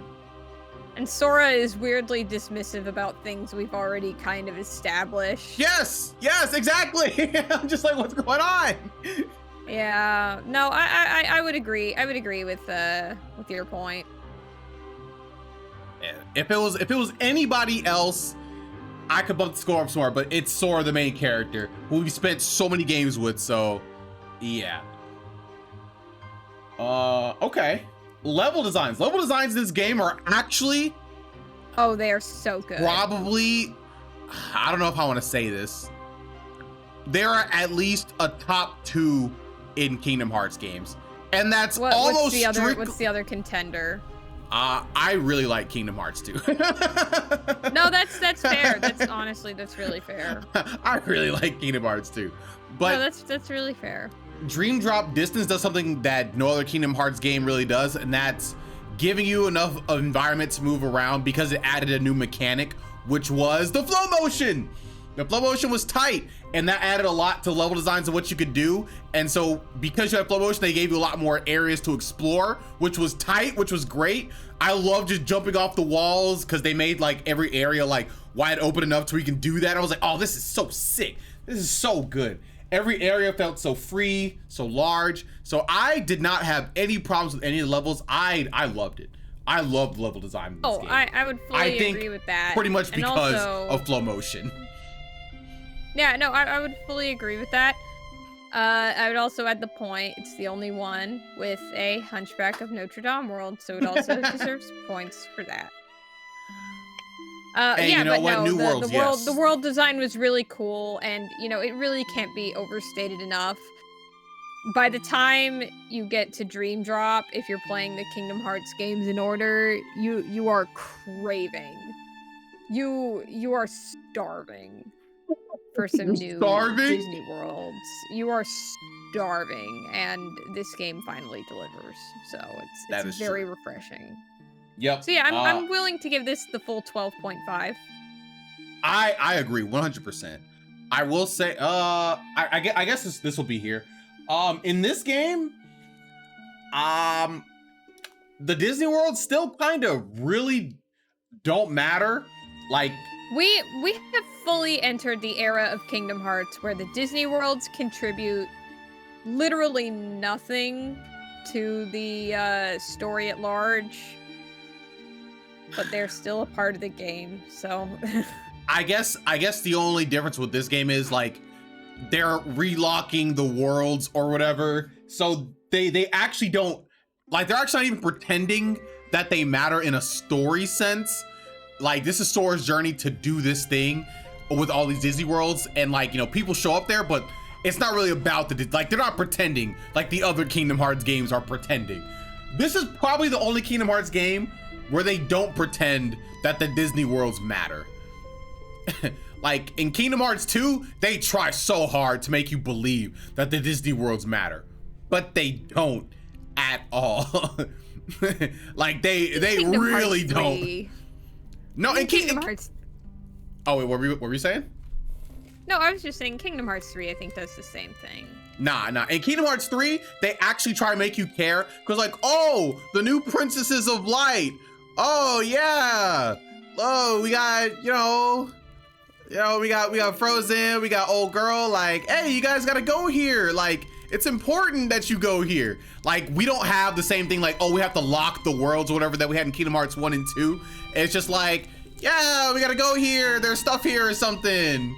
Yeah, Yeah, they had Frozen, but they had so much time to fill that they literally put Let It Go in there. That's true. And I guess they had to fill that musical quota because that song was so popular. They also tried to make us care because, you know, Sora had to go back to Hercules' world to find out how to be a true hero, but it didn't really mean anything because he didn't have the answer. So yeah, they tried to make us care still, but it didn't matter still. But that's whatever. Gameplay, fantastic. Flow motion is great. I will stand by this. I think that flow motion should be as widely like used in all the future Kingdom Hearts games as it's been from Dream Drop Distance. They didn't do it in Kingdom Hearts 3 like I wanted them to.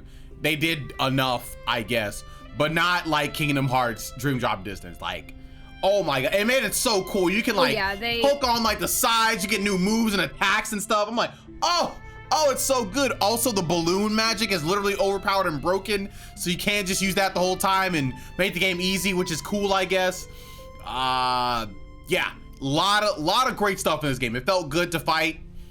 The best. This is the game that I'm confident saying this is the best handheld Kingdom Hearts game that feels to play in general. This is the best one. I don't even think like the other ones come close. Fully agree with that. I would fully agree with that. I mean, you know, I would say BBS definitely puts forth a very noble effort. But yeah, no, Dream Drop really felt the most fully realized. Yes. And like you said, flow motion was just that was so cool. Game changer. You could literally like jump off the walls, hit some enemies, dash toward like a light pole, do like an extra attack and hit people again. You're literally comboing enemies doing parkour. Yes, it was so cool.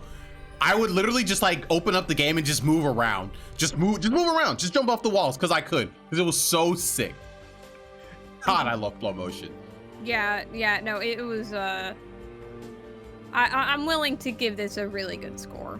I mean, unless we have an argument to where we're saying where it's not feeling good. The only argument I could say it's definitely not like, you know, Kingdom Hearts 2 or Kingdom Hearts 1, which in my opinion still feel the best to play this day because they're not as floaty. They feel more like Sora has more weight, and I don't know, he just feels better to play as.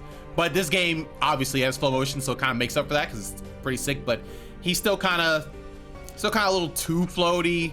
Maybe some of his attacks don't really feel as weighty, but still great. Honestly, I'm willing to look past that and just give this a straight up 20. If you're to give it a 20, I'd be fine with that. I was thinking like maybe somewhere between 17 and 19, just because it's still not the best feeling Kingdom Hearts game, but I couldn't argue with a 20. I couldn't offer any specific criticisms about what I think it could do better.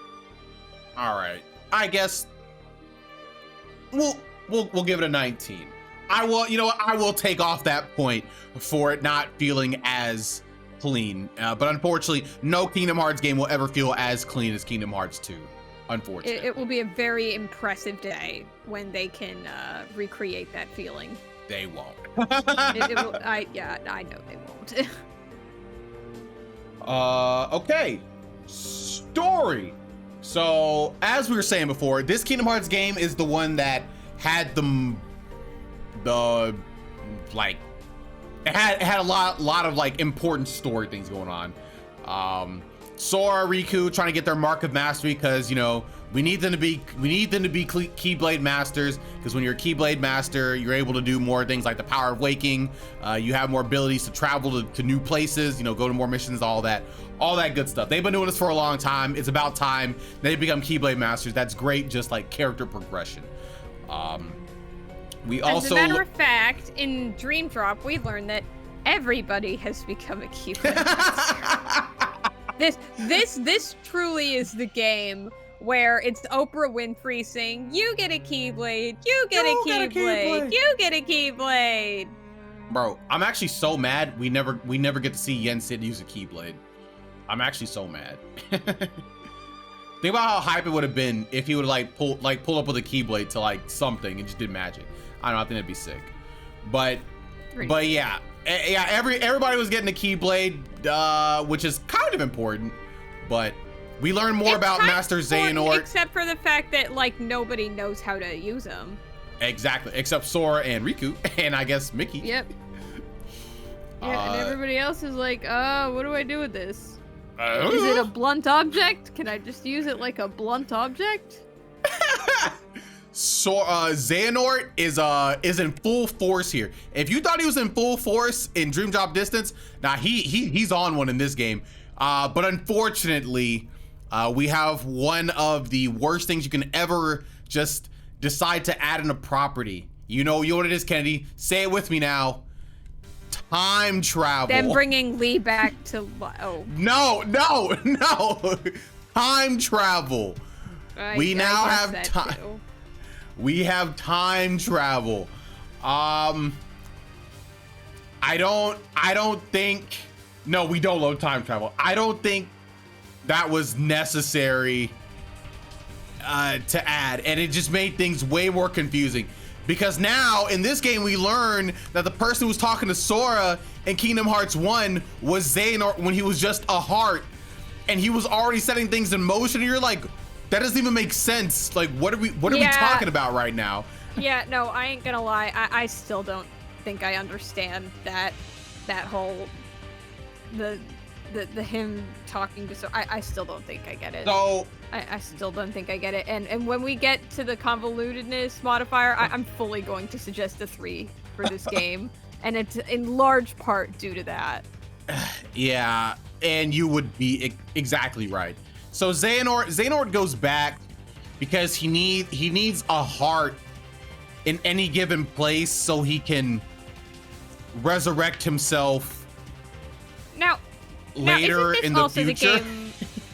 Now, isn't this also the game where we learn about the true purpose of Organization 13? No, it is absolutely the game where we learn about the true purpose of Organization 13, because this is absolutely the game where they run into Xigbar, or who I guess is now Braig at this point, and they're like, you know, dude, you don't, like, what are you doing? You don't want to become like Xehanort. And he's like, and he takes off his eye patch and he's like, me, I'm already half Xehanort. This is, yeah, and this is the first time that we see Kingdom Hearts setting up Xigbar / Braig as the actual puppet master, or the actual big or maybe I shouldn't say that, because this is the first game that sets Xigbar / Braig up as a much bigger threat than originally anticipated. I mean, is he though? Because he's just Lushu, and we don't know if Lushu's bad, right? Well, he's kind of he's probably bad. I mean, he's kind of, you know, Kingdom Hearts 3 has really set the stage for him to be our next main antagonist. So I would say, I don't even know if that's true, right? Because spoilers, in Unchained Key, the Master of Masters is talking to Lushu like, hey, you know, bring this box or whatever, and all this good stuff, you know, just keep an eye on everything. And so I guess he hasn't technically done anything too bad in the grand scheme of things. And then at the end of Kingdom Hearts 3, we see him meet up with the other foretellers, and we're like, but they're not inherently bad, right? I mean, I guess we don't know. It's like we don't know if he's a villain. He could just be a guy. Kid, quote the kids nowadays. He's pretty sus. He is. He's actually sus, very but- very sus. Yeah, but this is the first game that sets him up as a much maybe the better way to phrase it is as a much more prominent Important. character than we originally anticipated. Because Yep. before this, the only other time we saw him was Kingdom Hearts 2, and he was just kind of another member of Organization 13 to put down. And then I guess you also kind of see Break by and Sleep. PBS, and he's Yeah. just kind of a hitman. But this is the first game where he takes on a much more prominent Important role in the story. Exactly. And yeah, so they do those story beats. Also, because Sora's doing his Mark of Mastery, when Sora and Riku went into the world, they got split up. I believe it was Xehanort messed up their entry somehow. So Sora was in like the real world, but Riku was inside of Sora. He was essentially a Dream Eater. He was essentially a Dream Eater for Sora. And so when Sora was falling into darkness, he was going into himself, and so that's how Riku was able, I believe this is how it works, he was able to find him because he was inside himself and Riku was already inside him. So he's like, Sora, what's going on? And then he started falling deeper, and so because Riku's already in there, he just used Dive of the Heart so he can go down and eventually save his boy. I'm happy you feel confident in knowing that, because I sure as hell don't. I watched many videos about this because I was very confused. But yeah, I believe that's how that works. Yeah, so the story for Dream Drop, in my opinion, is very hot and cold. On one hand, this is probably the most convoluted, not even probably, this is the most convoluted Kingdom Hearts game.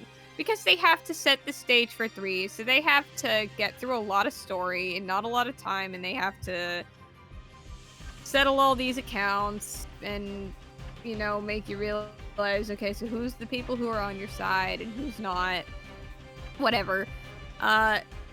It has some great moments throughout the game, like I said earlier, like that, Zigbar, I'm already half Xehanort, like, that was so cool. That was so cool. But then on the other hand, you get stuff like Lee coming back, and it's like, don't get me wrong, he's my favorite character in the whole series. Yeah, but it was also like, it felt like a huge slap to the face, because it's like, okay, so his sacrifice in Kingdom Hearts 2 meant nothing. One of the most emotional scenes in the whole series, just, you really spat on it, didn't you? You can't let anybody stay dead, can you? It's so cheap. Hey. I hate it when games do shit like this. It feels cheap. There is one character they won't bring back. Rest in peace to the homie Ericus. Oh yeah. They will bring back everybody a dozen times over before they bring Ericus back even once. True. So I guess what I'm trying to get at is, with the story, I'm willing to give it something between maybe a 12 and a 16. I'm not willing to give it above that, though, because even though it does have some cool moments, it is bogged down by a lot of convolutedness, by scenes that fit on older Kingdom Hearts titles, stuff like that. Something between a 12 and a 16. I agree with that. Because while the story did progress a lot of things, it was a bit confusing and things got a bit muddled. I would say very. Very. It got pretty muddled, I would probably say a 15. This might be the game that confused people probably the most in general. Oh, I would say yeah. definitely. I would say definitely. Like every other Kingdom Hearts game up to this point, I feel like I could explain if I had to. This was the first time I was faced with a Kingdom Hearts game where it's like I don't know what the fuck's going on. I think I get it, but I don't know if I get it. No, I definitely don't get a few of these things, but I'm just gonna roll with the punches. I'm just gonna play the game and we'll just do that. I'm Oh, gonna hope Nomura explains it for me. Kennedy, I completely forgot something about gameplay that we might have to lower it down for. Depending on the answer. The drop mechanic. How did we forget to talk about the drop mechanic where you have to swap between like I'll tell you how we forgot because I avoided it. Yeah. I kind of when I could forget about it when I was playing the game, I chose to forget about it. That mechanic was not good because basically it wasn't good. It made you like there was a timer, and if the timer ran out, you go back to the other character. So you play as Sora and Riku. If the timer runs out of Sora, you'll go to Riku, and vice versa. The problem is though, if you're in the middle of a boss battle, you will immediately swap, and you will do whatever Riku was doing beforehand. And if you go back to Sora, you have to start that boss battle all over again. Same with like any world or whatever. Like if you're like in the middle of a world, like you'll stop. And then when you come back, you'll have to like redo whatever room you're in or whatever like that. But like that's annoying though. That's really annoying. It kills momentum. It absolutely kills momentum. I'm willing to deduct a point or two from gameplay for that. I completely forgot about that. Yeah, I agree. I tried to block it. I tried to block it from my memory. Yeah, that was not a good. Yeah, the drop mechanic was not good. Unfortunately, they did give us items to like avoid it, but if you're giving us an item to avoid an entire main mechanic of the game, I don't know, it just feels a bit weird. But yeah, but okay, so yeah, that we'll give that an 18, story of 15, and then enjoyment / was it fun? Very. I agree. Yeah, I had a great time in this game. It was a great breath of fresh air, and even though it had, obviously this isn't perfect. We already talked like, the drop mechanic and me hating some of the story beats. It was still a very much needed breath of fresh air in Kingdom Hearts. It was very refreshing. It was very fun. By the time it came out, it was the first time that I had a lot of fun, like, in a Kingdom Hearts game in a while, like since Birth by Sleep. Yep. Which at that point it had been a few years by that point, Maybe a few years. Yeah, this game was so much fun. When I played it, again through the collection, it was still really fun. Like I had a great time replaying through it, and I think that was a faithful remake. It was great, fun time. I have no qualms. I'm willing to give this just straight up 20 because if you told me to play this game right now, I'd be like, yeah, happily, 100%. I don't want to give it a perfect score, but I think a 19. Where's that 1 point? Where's the 1 point? I can't forgive what they did to Lee. Oh my god. Can't forgive. You can't can't forgive. Can't forgive. All right. We will not forgive. We will not forgive. So we can talk about well, now the convolutedness, the full three. This is the single most convoluted Kingdom Hearts game. I love this game. It is 110% the single most convoluted Kingdom Hearts game. That is true. No this contest. This no game contest. Introduced time travel, and they did not explain it well. It introduced time travel. It introduced the Keyblade War. It introduced, here's your other fighters back from the dead for some reason. It also did something weird with like the whole dive to the heart, like the power of waking thing, which is kind of confusing in and of itself. like you know it's a convoluted game when Zigbar saying I'm already half Xehanort is the least confusing thing to have happened. You're just like, that is the least confusing part. Yeah, I think it fully deserves that 3. I love this game, but this is the stereotypical convoluted Kingdom Hearts game. This is that game. It is. I can't even. I really can't even argue with that. So yeah, that's 100% true. That's a straight up -3. Yeah. So what's the final score? Our tally is, let's see, okay, 15 plus 9.5 plus 12.5 plus 18 plus 15 plus 19. This gets an 89. Oh, I'm sorry, an 86 because of the modifier. Rest in peace to the modifier. 86, very, very solid Kingdom Hearts game, honestly. And so that puts it squarely in the A tier. Is it A or B? It's A. Okay. Yep, squarely in the A tier. Very, very good Kingdom Hearts game. I would recommend playing this game. You might not understand it, but I recommend playing it. If nothing else, you have to play it, because Kingdom Hearts 3, for as confusing as Dream Drop is, it's nowhere near as confusing as 3 is gonna be if you go into 3 without playing Dream Drop. True. Yeah.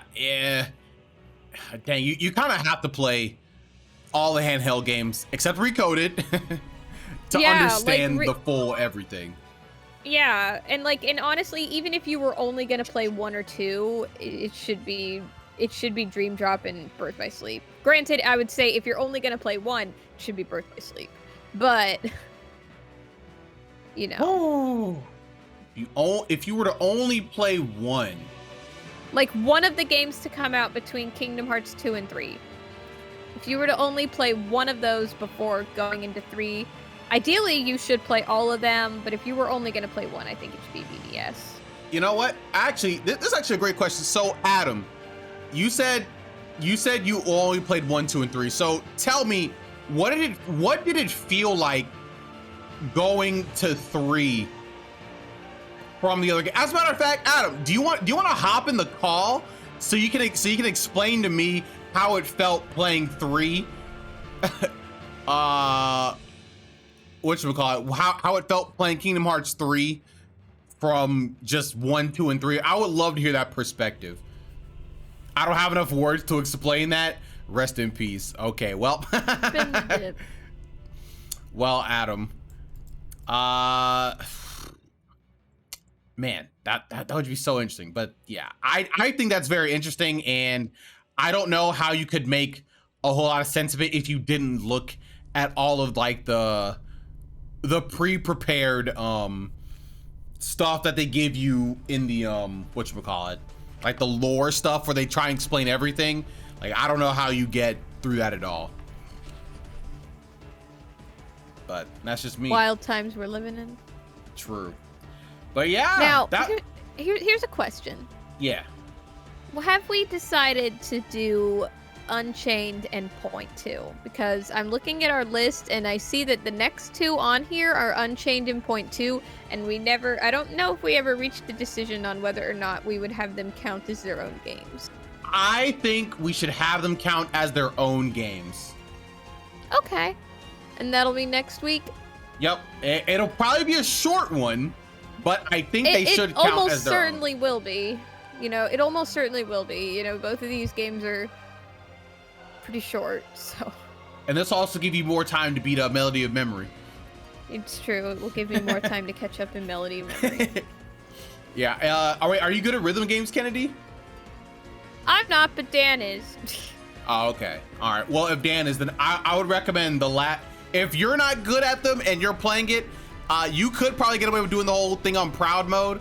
But when you get to the very last boss, and you're not good at them, I'd probably say go ahead and bump that down to a normal. I'm passable at rhythm games. I'm fine. I'm not great. Because it was that last one was like body. Dan, I said that, and Dan glanced over at me. He wants desperately to know what I'm talking about. Daniel, I'm talking about Kingdom Hearts Melody of Memory. The rhythm game.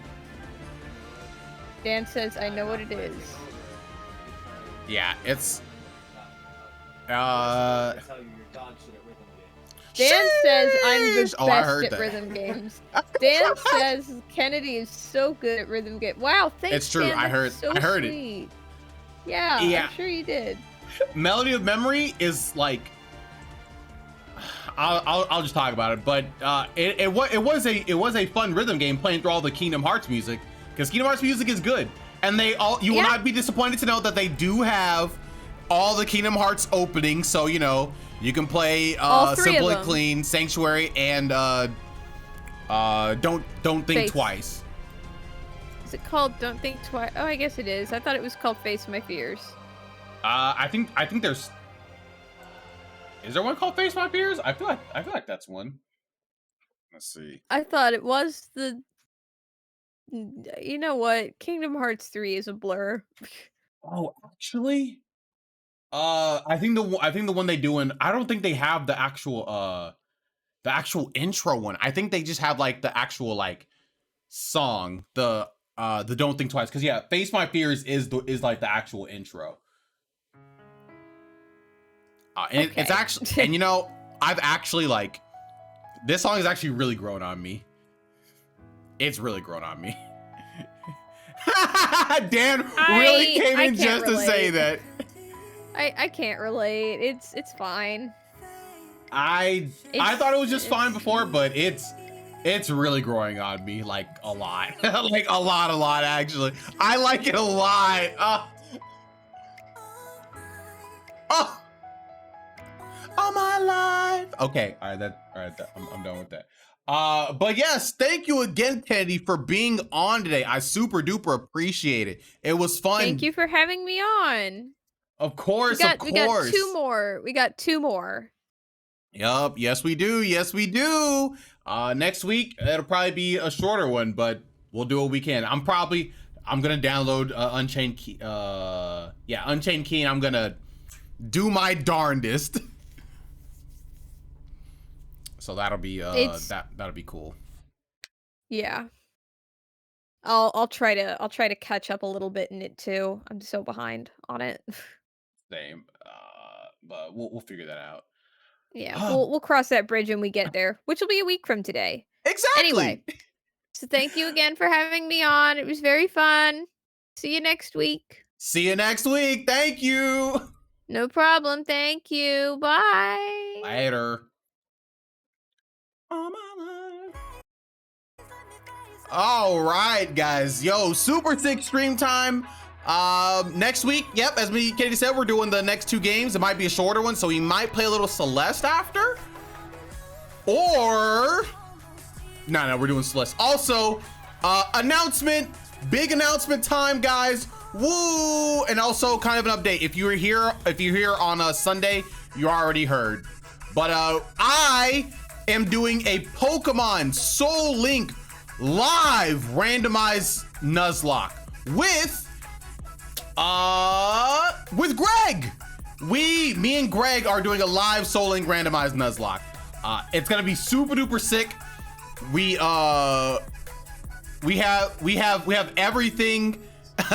We have everything all set up. I wonder if I can show you guys the overlay. Here we go. Yeah, here's what the overlay is gonna be like. It's not, super great, but yes, we have everything set up. It's gonna be tight.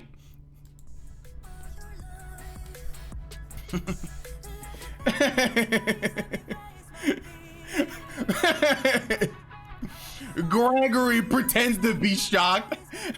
You should be shocked, Adam. Be shocked. Is that why he mentioned being I actually have no idea. That might be why. That's what I'm assuming too. And yes, so it was gonna be this Wednesday, but we're gonna have to push it back to next Wednesday. There are unfortunately stuff happened at Greg's work, so we'll push it to the next week. So it's gonna be super duper tight. We've been working on this for a little bit. We finally got everything together. Let's see. Everything is gonna be automated, which I think is the coolest part. So, you know how like if you watch like a Nuzlocke on YouTube or whatever, where you have to like, you know, go and edit the video, like edit the Pokemon and move them. Well, in this one, they'll actually literally swap on the overlay and the badges will appear as we need them. I might have a live route tracker, but I don't exactly know how to get that going, but it is something that I've been looking at. But yes, it's gonna be tight. Next week, yes, next week. Don't worry, guys, I'll let him. Yes, Tiff, please yell at him. Make sure that we get this going. I'll sabotage you. Don't worry, please. No, you can't. You can't sabotage. But yes, it's gonna be very cool. I think this is really cool because I personally have never seen a live Soul Link randomized Nuzlocke. I've never seen like a live Soul Link Nuzlocke.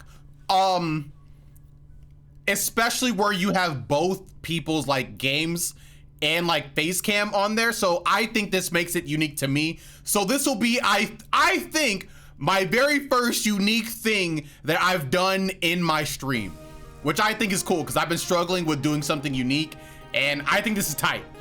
So I'm very proud of this and I will talk about it until the cows come home. Yeah, I'll sabotage you, don't worry. I'll make you choose the wrong moves. Nope, literally zero shot. Literally zero shot. Got plenty of Pokemon knowledge. You just gotta make your own dance.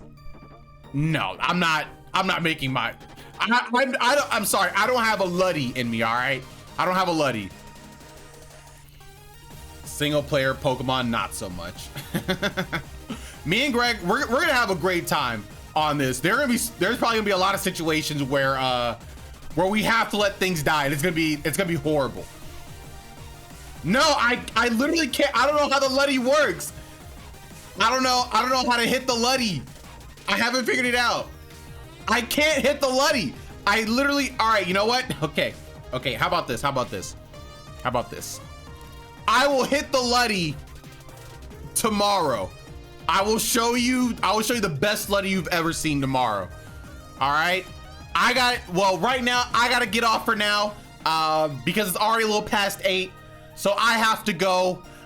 You guys have been great. I will see you guys tomorrow at 6 p.m. CST for some more Celeste. More Chapter 9 Celeste. So it's gonna be tight. Not CP9 Coward, CP9 Goat. You guys have a fantastic night, and I will see you all tomorrow. Good night. Bye. You'll be waiting for the Luddy. Goodbye. No Luddy. Bye.